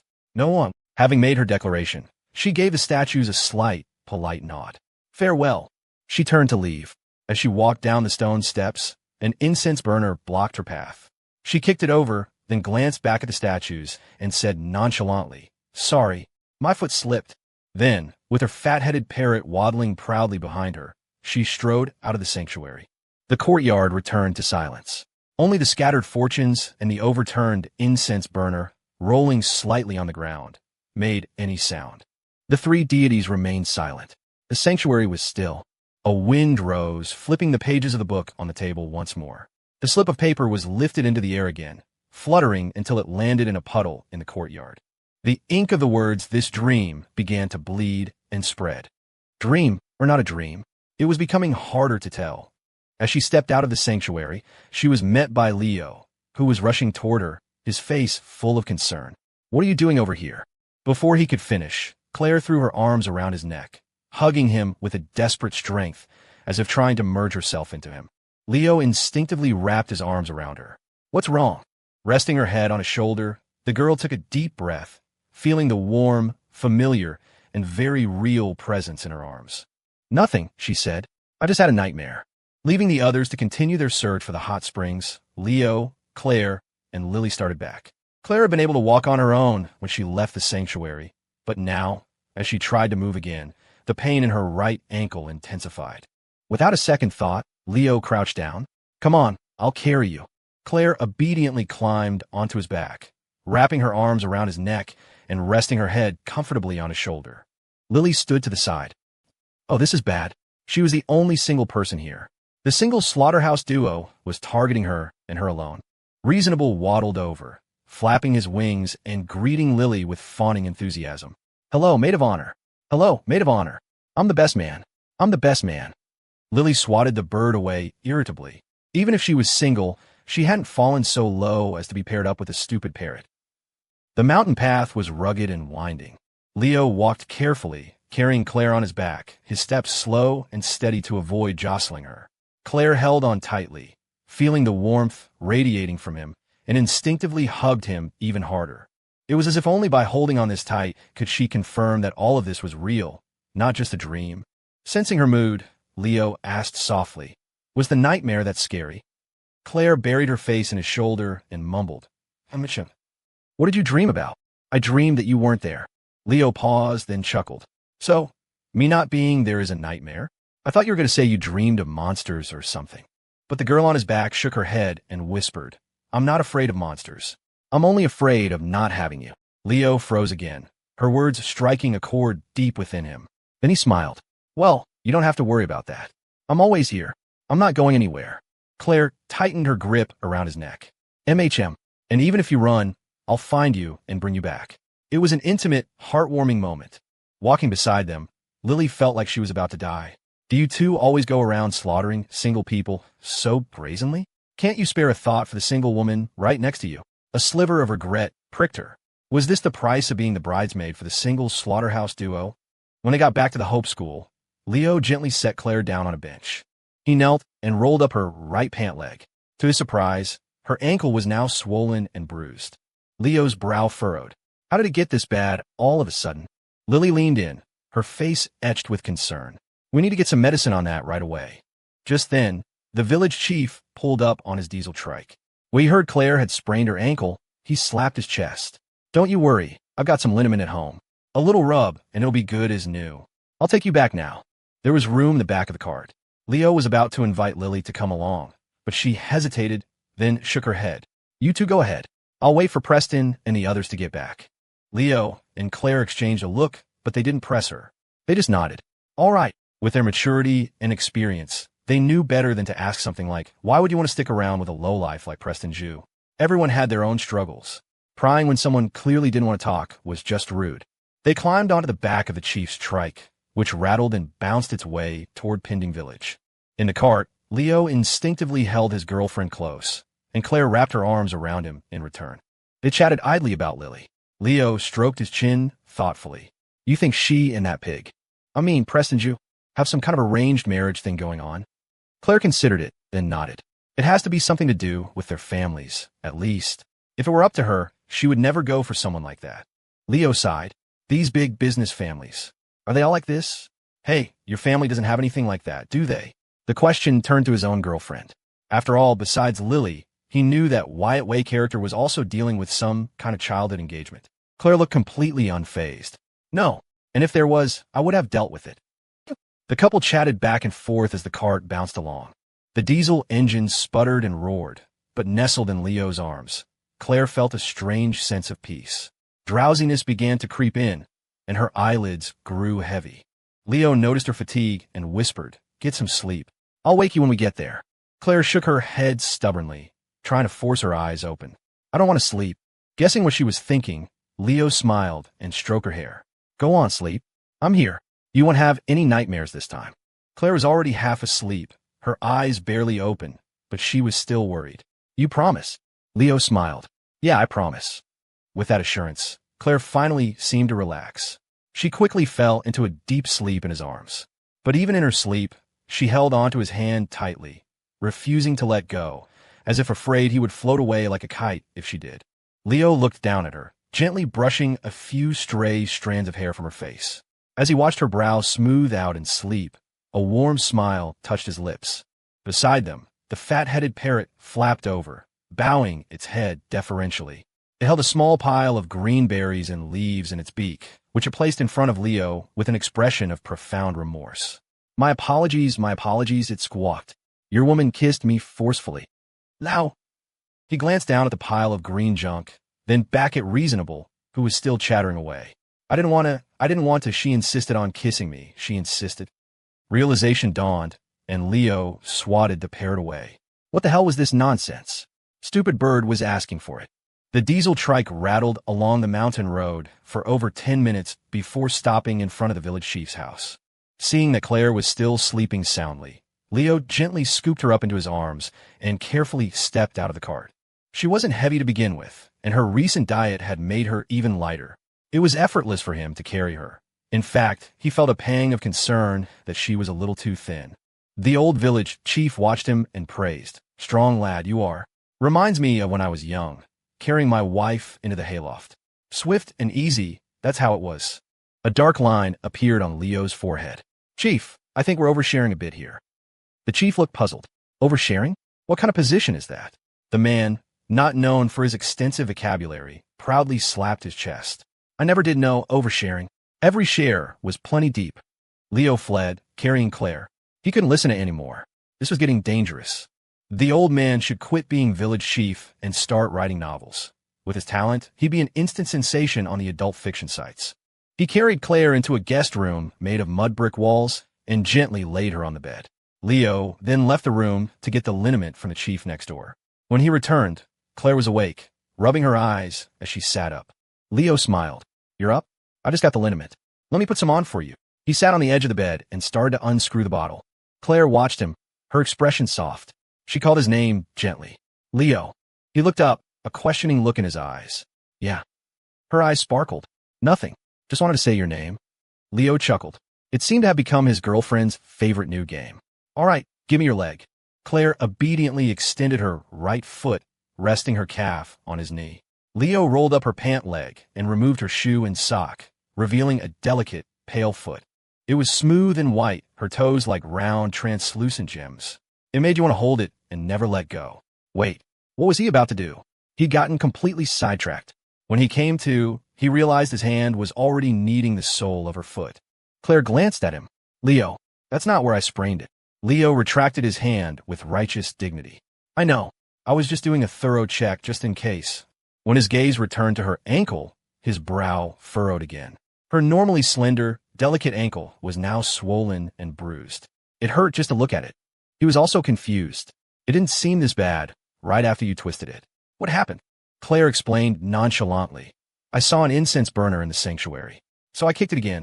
Leo, when it registered, he didn't know whether to laugh or cry. Why are you picking a fight with an incense burner? Was it worth it? Claire nodded without hesitation. Worth it. I feel much better now. Leo was completely lost. But Claire's mind flashed back to her experience in the Sanctuary of Awakening, to that terrifying encounter that was neither dream nor reality. Even thinking about it now made her heart flutter with residual fear. The thought of the sanctuary brought a chill to her eyes. She looked up at Leo and said seriously, Sanctuaries are bad. From now on, we hate Taoist priests. Leo's head was swimming with question marks. Huh. Claire didn't explain further. Instead, she remembered something else and added, oh, by the way, Lily Lou is going to be a bridesmaid at our wedding. Leo was even more baffled. Bridesmaid? But the confusion didn't stop there because his girlfriend immediately followed up with, and we're adding Reasonable as a best man. Leo, his head was about to explode with questions. What? What was any of this about? Just then, the fat-headed parrot flapped into the room. Hearing his owner's words, he puffed up his chest and flew around smugly. Reasonable, reasonable, reasonable.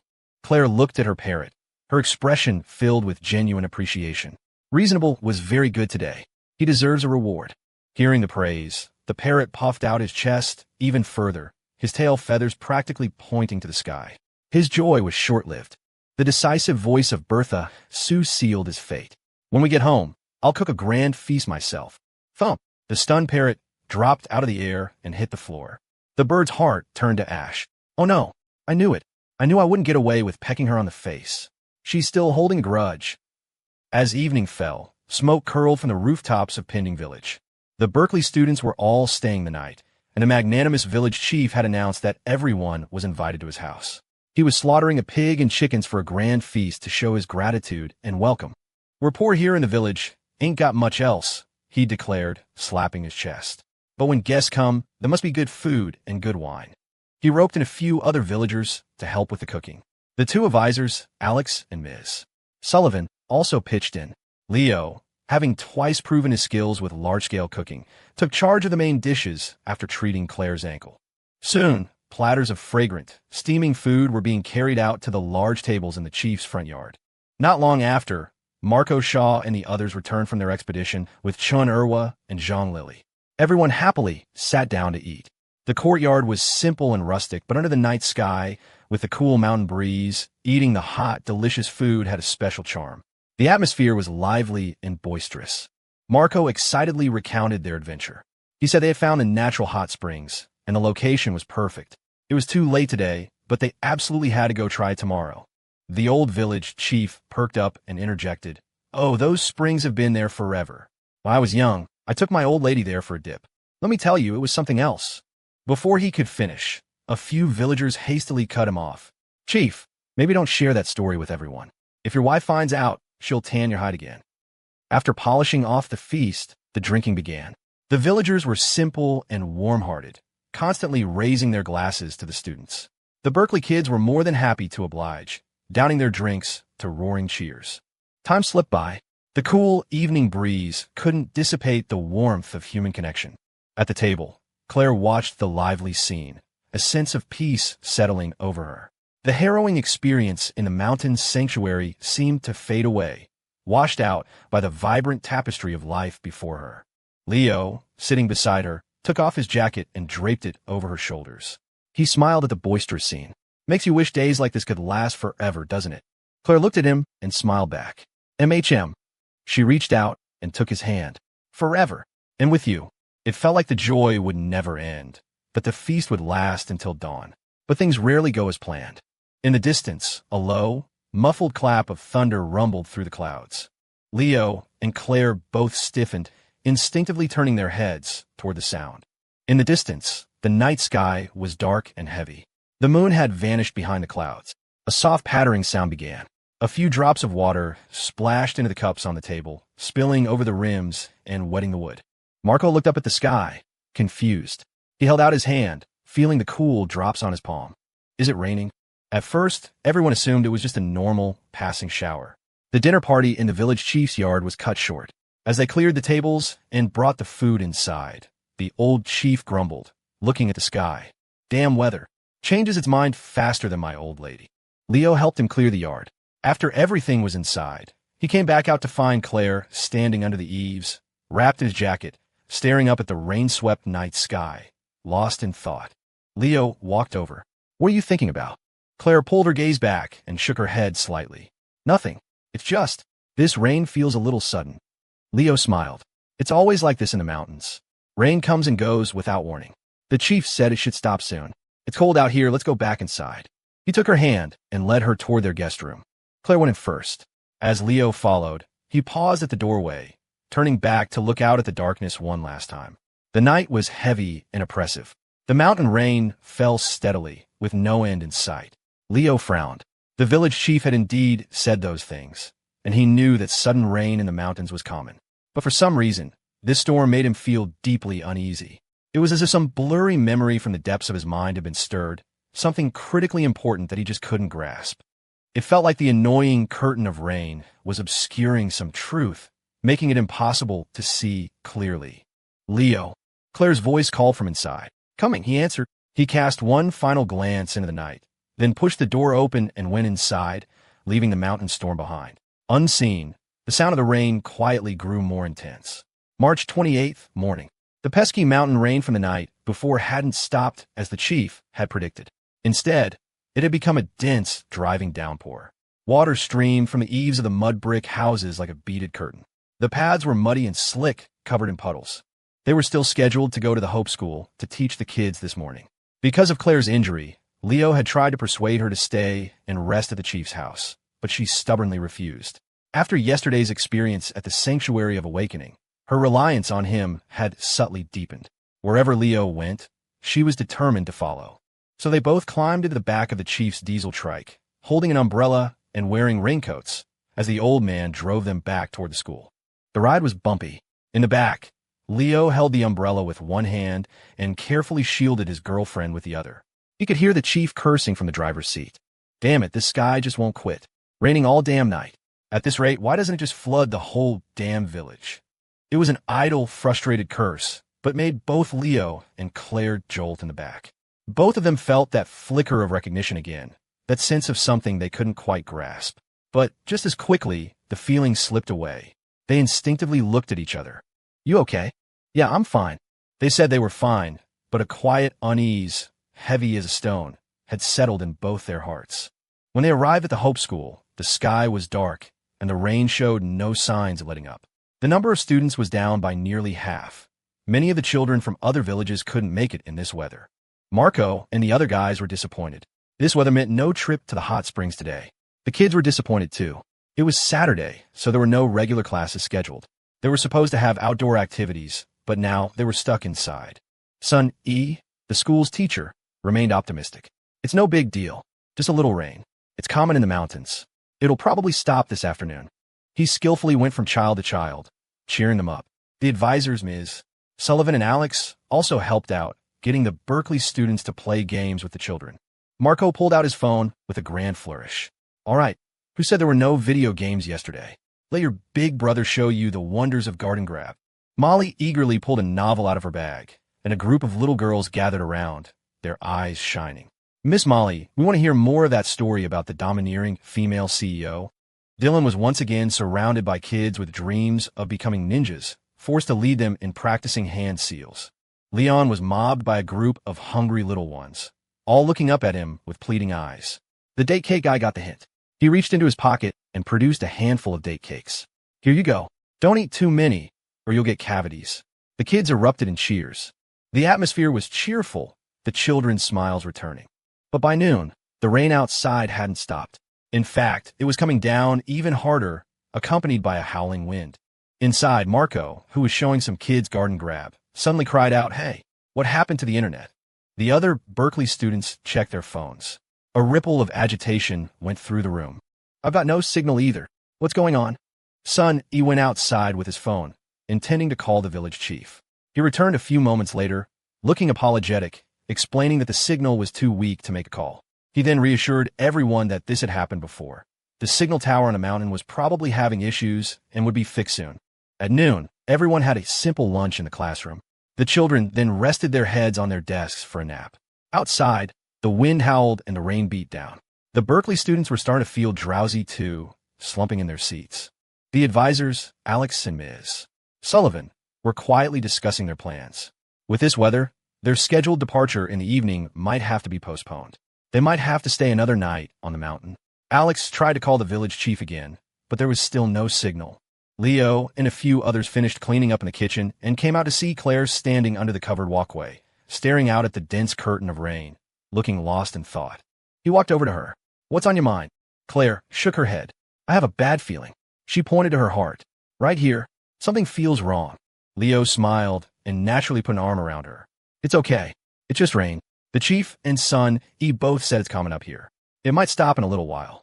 But even as he comforted her, he looked up at the increasingly dark and heavy sky. The relentless downpour showed no signs of stopping, and the feeling of unease in his own heart was growing stronger. In the afternoon, the mountain storm intensified. The rain came down in sheets, driven by a gale-force wind that slammed fat droplets against the classroom windows. The children were getting scared.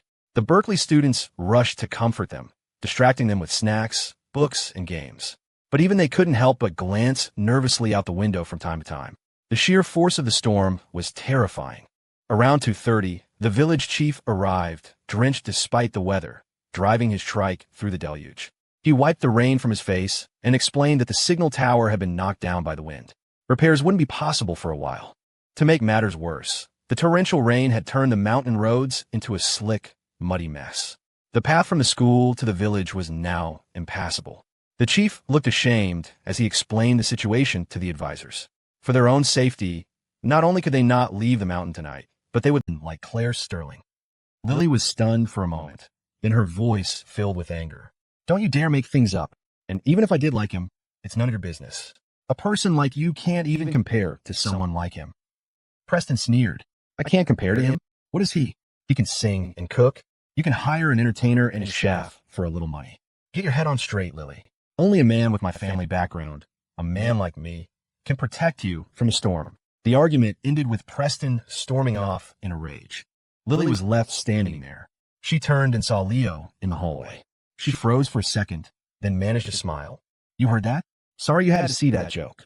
His presence discovered. Leo walked over, glancing in the direction Preston had gone. You can do better than that. Lily tucked a stray strand of hair behind her ear and smiled faintly. I suppose, but it's not my choice to make. My family has already decided. Leo raised an eyebrow. You're just going to go along with it? A bitter smile touched her lips. I should. After all, without my family, the dazzling Lou wouldn't exist. But Leo shook his head. The way I see it, even without your family, you'd still be the amazing girl in the humanities department. Gracious and kind, a brilliant pianist, the goddess worshipped by half the guys at school. Except when it comes to getting hot food at the dining hall, the high EQ part of his brain added silently. Lily stared at him, stunned. Leo smiled.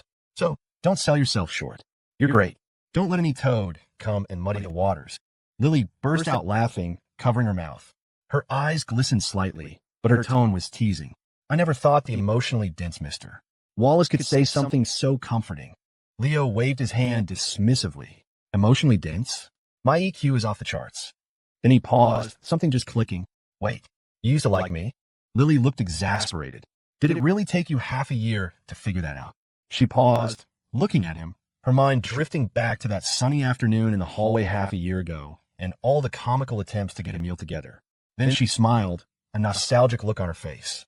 No, maybe it was just that the breeze was warm, the sun was bright, and someone happened to play the hero.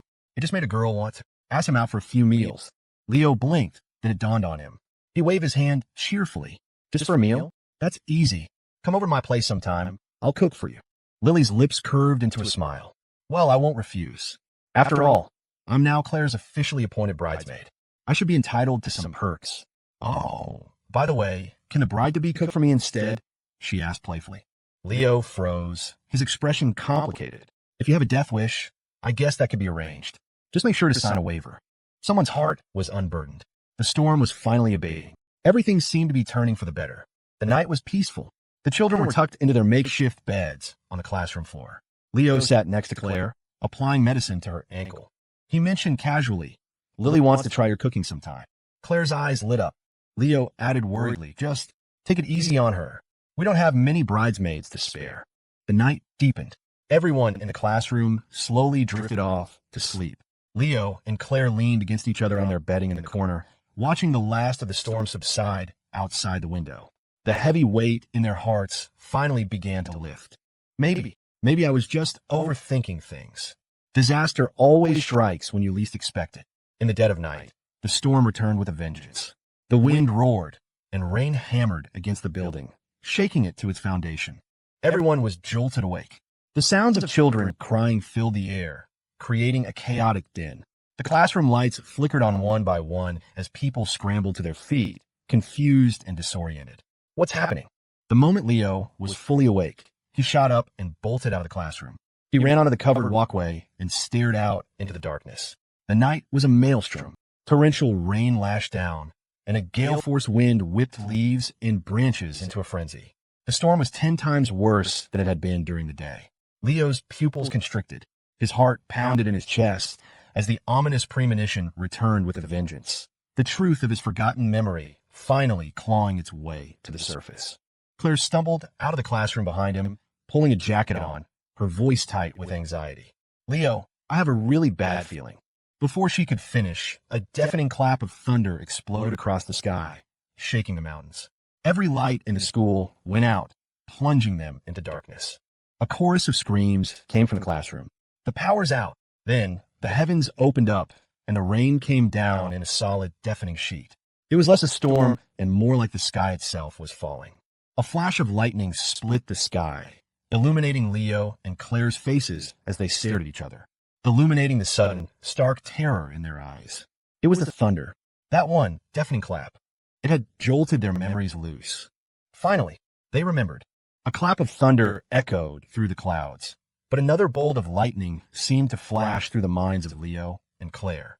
In that same instant, they both remembered. Spirit Springs Mountain, Pending Village, the Hope School, a stormy night. These were keywords that had been floating, hazy and indistinct, in the far reaches of their memories. Now, amidst the torrential rain and crashing thunder, they snapped into sharp, terrifying focus. In their previous lives, neither of them had ever been to Spirit Springs Mountain. The reason they had a vague sense of familiarity was because they had both seen the news reports. At the end of March 2008, a torrential downpour triggered a flash flood, ultimately claiming nearly 100 lives on Spirit Springs Mountain. The dead included the villagers of Pending Village and the dozens of students at a small Hope School not far from the village, and one teacher. The news report at the time had shocked the entire province, even the nation.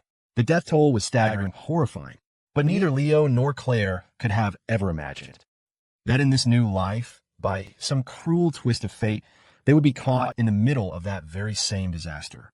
Thunder rumbled in the distance, lightning flickering within the clouds, illuminating the sheets of rain lashing down. The trees thrashed violently in the wind, like demons dancing in the dark. Leo sucked in a sharp breath, a cold dread shooting up his spine, making the hair on his arms stand on end. This time, fate was playing a sick joke. His thoughts raced. He whipped his head toward Claire, who was already turning to him. They spoke at the same time, their voices urgent. "We have to get down the mountain." The unexpected synchronicity made them both pause for a fraction of a second. But the urgency of the situation left no time for reflection. They began to speak in rapid-fire bursts, planning their next move. "The rain's too heavy. This isn't normal. It could trigger a flash flood. The school is right up against the mountain wall. If there's a mudslide, we're done for. We have to get everyone organized and moving now. I'll handle it. But someone needs to warn the village. We need to move fast. We need them to bring the diesel trikes. I'll do it. How will you get there? There's a bike at the school. I'm leaving now." The rain poured down, punctuated by lightning and thunder. But in that moment, the boy and girl, with immense calm and control, had laid out a plan. Leo spoke the last line. The second the decision was made, he turned to plunge into the storm.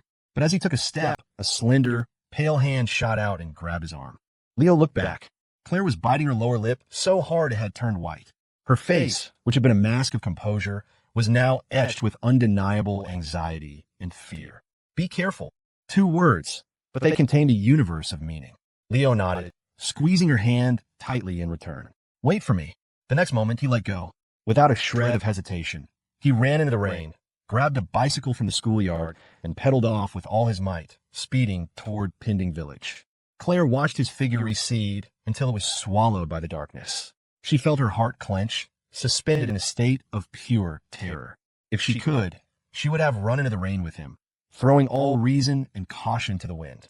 But she took another deep breath, and when she turned around, her expression was once again calm and resolute. In that single motion, it was as if the ruthless, decisive CEO from her past life had returned. Ignoring the pain in her ankle, she strode toward the classrooms. She was met by son E, who was rushing out, frantic. He had just seen Leo ride off into the storm. "What is he doing going out in this rain? It's too dangerous." Before he could finish, Claire cut him off, her words sharp and rapid. "No time to explain. There could be a flash flood any minute. Get everyone up. We need to assemble and prepare to evacuate." Son E froze, stunned. A flash flood?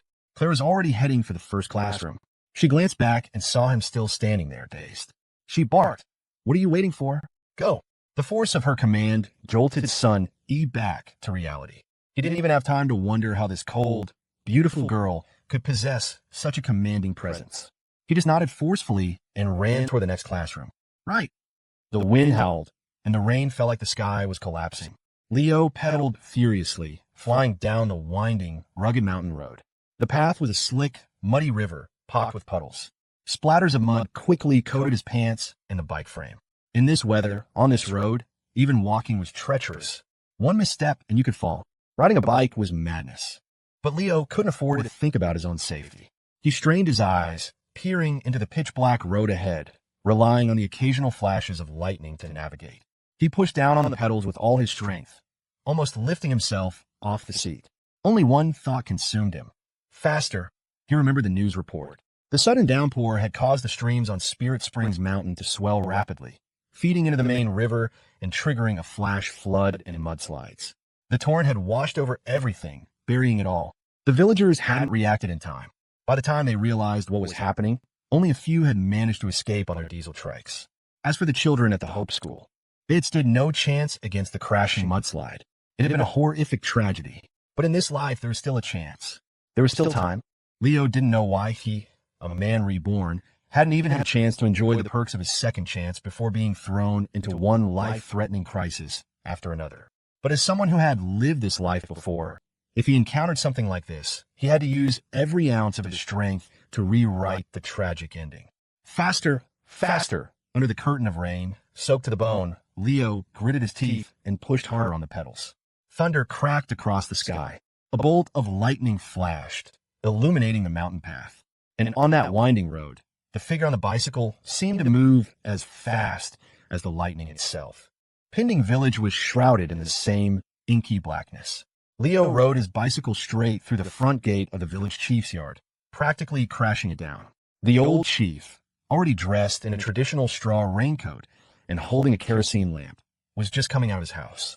He stared at the drenched, disheveled Leo, his mouth hanging open in shock.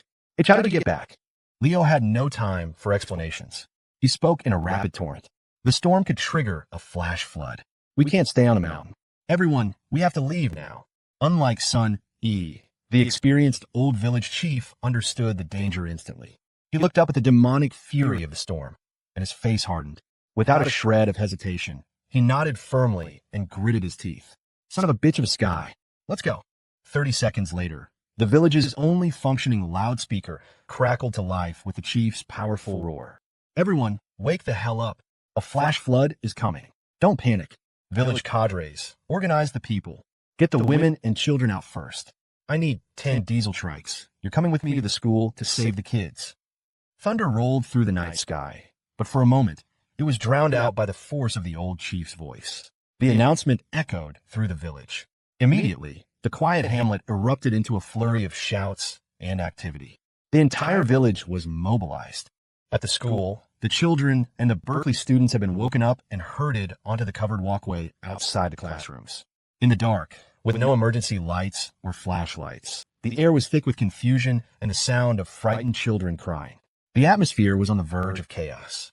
It wasn't just the local children. Many of the Berkeley students, seeing the sky pour down with such terrifying force and the trees bending to the point of breaking, felt their own faces pale with fear. This is a natural disaster. Are we going to be okay? Panic began to ripple through the crowd. What are we waiting for? We have to get down the mountain. Why isn't anyone coming to rescue us? Did the people from the village just run off and leave us? As these whispers spread, the crowd grew more agitated. Standing at the front, Claire whipped around and unleashed a furious shout. "Everyone shut up. Do not create your own panic. Leo has already gone to the village for help, and the chief will be here soon. The next person I hear spreading fear, I will personally take their mouth shut." Her face was like ice, her voice radiating a cold authority that shocked everyone into silence. The hallway quieted down. Son E ran over, his face slick with sweat and anxiety. "I think that's everyone. How long until the villagers get here? I just saw some signs of a landslide on the mountain behind the school." He wasn't the only one. The advisors, Alex and Ms.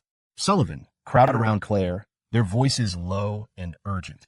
"Claire, how long has Leo been gone? With this rain and the roads. You don't think he could have?" Claire cut them off before they could finish. "No." Her voice was absolute, unshakable. "Just wait. He'll be here any minute." Her conviction was so strong it seemed to have a calming effect. Son E, Alex, and Ms. Sullivan exchanged a look, and their expressions relaxed slightly. They nodded forcefully.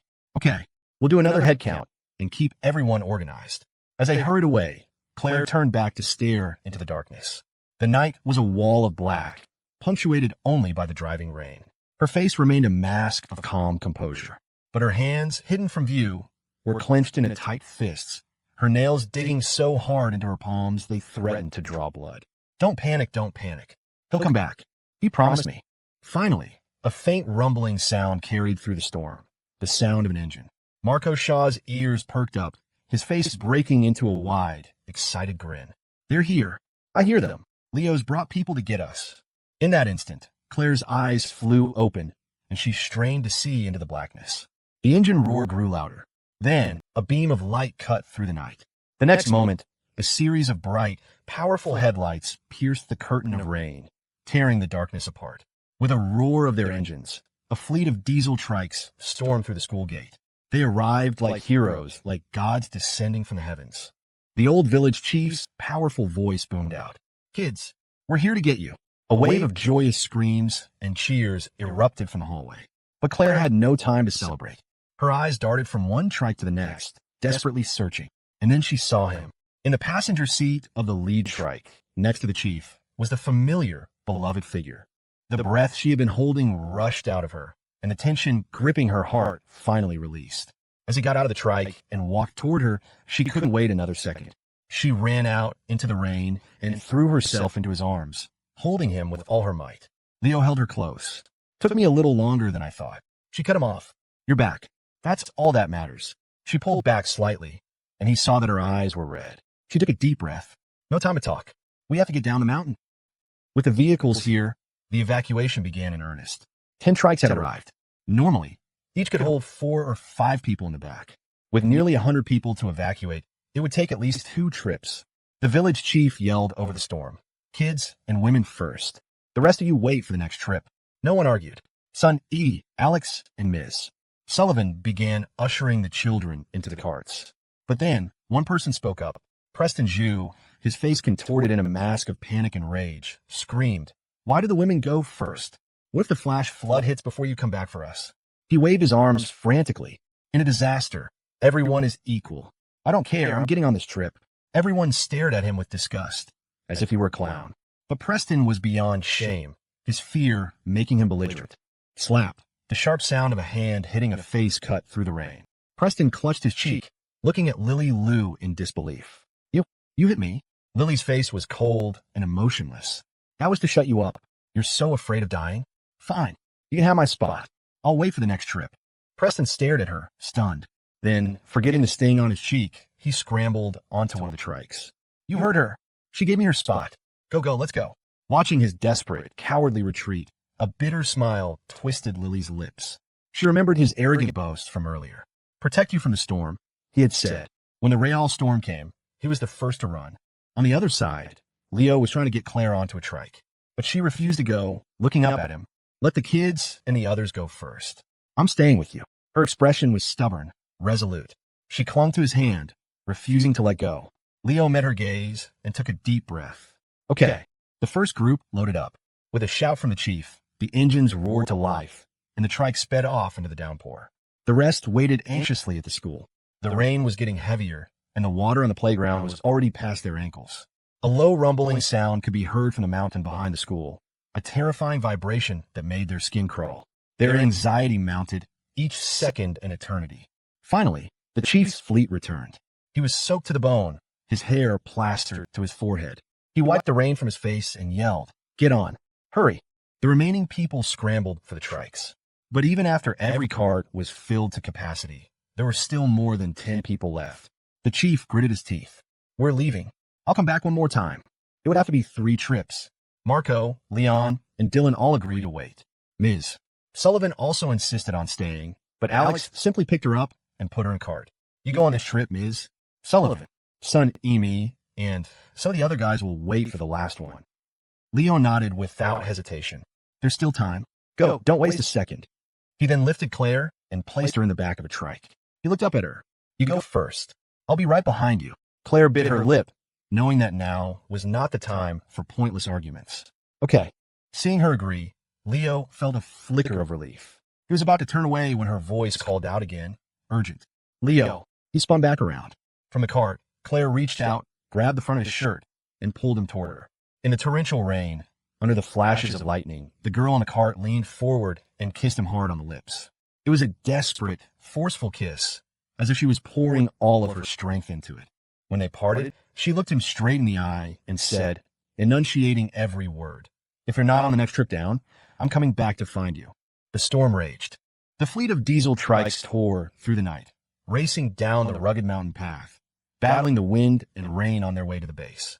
The roar of their engines mixed with the violent shaking of the carts and the chief's bellowing commands. "Headlights on. All of you, keep your goddamn eyes open. Watch the road. We have to get all these kids down the mountain safely." Fat raindrops hammered down. In the cart, Lily struggled to hold an umbrella over herself and Claire. "Claire, get in here more. You're getting soaked." But Claire was oblivious to the rain plastering her clothes to her skin. She kept turning around, her eyes fixed on the dark mountain path behind them. The night was so thick it was like the entire mountain was being swallowed by darkness. Claire forced herself to stay calm, her mind racing. The news report from her past life had said the rainfall in the first hour was staggering, causing the upstream creeks to flood and trigger the disaster. The first trip down the mountain had taken nearly half an hour. This second trip, plus the time to go back up for the last group, that was at least another 30 minutes.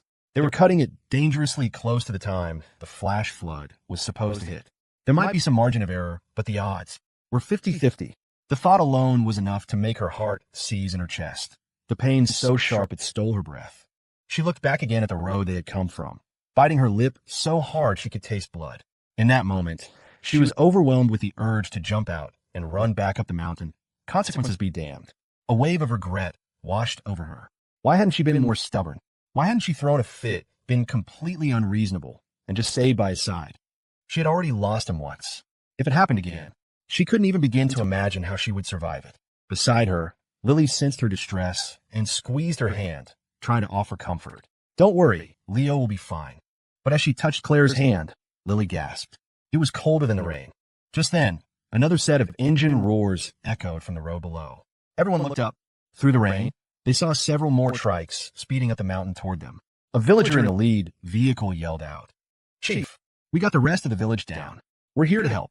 The old chief's face lit up with relief. "Good lads. You did well. There's still Mr. Son and some college kids up on the mountain. Go. Get them." The night was dark, the rain relentless. At the Hope School, the last group, Leo, Son E, Alex, the guys from room 520, and a few other students, waited for rescue. They stood on the covered walkway, staring into the darkness, pacing like ants on a hot griddle. A communications student kept checking his phone. 13 minutes. They've been gone 13 minutes. To get down and come back up, if they're fast, maybe another 10 minutes. Leo heard the nervous self-reassurance, but said nothing, his own mind running a cold, hard calculation. The answer was not enough time. The first round trip took nearly 30 minutes. By the time the second group was safely at the bottom, the weather and the road conditions would be even worse. To ensure their own safety, the rescue party would be forced to drive even slower on the way back up. A realistic estimate for their return was at least another 20 minutes. The problem was, Leo looked up at the dark sky, at the escalating violence of the storm, and listened. In the distance, he could hear it now, the faint, deep rumble of a flash flood. He took a sharp breath. The problem was, they probably didn't have 20 minutes. He remembered the news report. The flood had hit an hour after the downpour started, wiping out the village first, followed by the mudslide that buried the school. He glanced behind him. The steep mountain face that backed the school was visibly trembling, sending down a steady trickle of muddy water and loose rocks. Leo's eyes narrowed. This place was no longer safe. Without another moment of hesitation, he turned to the others and made a decision. "Let's go. We're moving out. We'll wait for them on the road." In that moment, he had become their de facto leader. No one, not even Son, E, or Alex, questioned his command. They all nodded grimly. "Okay, let's go. It'll save them some time, too." They threw on their raincoats, grabbed umbrellas, and plunged into the storm. The water in the schoolyard was already over their ankles, nearly up to their calves. Every step was a struggle against the wind and the current. It took them nearly 10 minutes to travel a few hundred yards to the main road. From this vantage point, the view was more open. They could see the road leading up the mountain. Behind them, the path forked toward Pending Village and the school.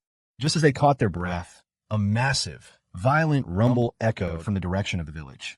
They whipped around, but could see nothing in the dark. Then came the unmistakable sound of buildings collapsing. The color drained from their faces. They knew what it was. The flash flood. The village is at a lower elevation. It's probably gone. If the flood had already passed through the village, it was only a matter of time before the school was buried.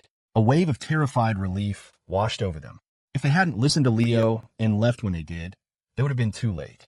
Just as the thought crossed their minds, a violent gust of wind howled past, followed by a deafening clap of thunder. From the mountain wall beside them, dozens of massive boulders broke loose, tumbling straight toward them. Everyone scattered, shouting in panic. Alex was a second too slow. A boulder, half a yard in diameter, was about to hit him head on. At the last second, Sun lunged. "Look out!" He slammed into Alex, tackling him to the ground. The boulder bounced over them, narrowly missing, before crashing into the other rocks and forming a waist-high barrier that blocked the road. The others rushed to help him up. "Alex, you okay?" "Holy shit, mister." "Son, that was incredible." Alex was still shaking, but he looked at Son E with immense gratitude. "Thank you." Son E waved it off as he stood up. "Don't mention." He winced, sucking a sharp breath as he bent over, clutching his right leg. Everyone crowded around, asking what was wrong. Son E forced a grin and straightened up. "It's nothing. Just twisted it a little. No big deal. I'm tough as nails, huh?" Looking at Sun Yi's broad, cheerful smile, Leo was suddenly reminded of the details from that news report.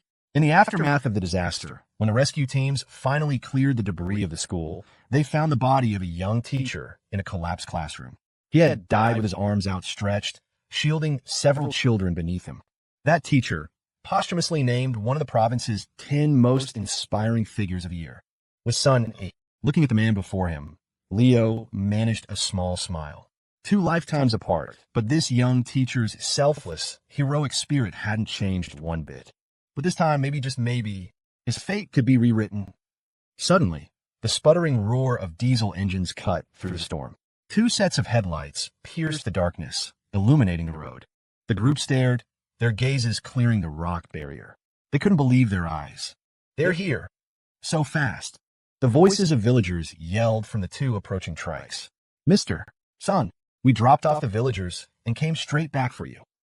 Understanding dawned, followed by a wave of pure, unadulterated joy.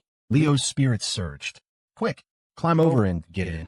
The guys scrambled over the rocks, nimbly hoisting themselves into the back of the carts. With the first 2 trikes full, a third was already speeding up the road behind them.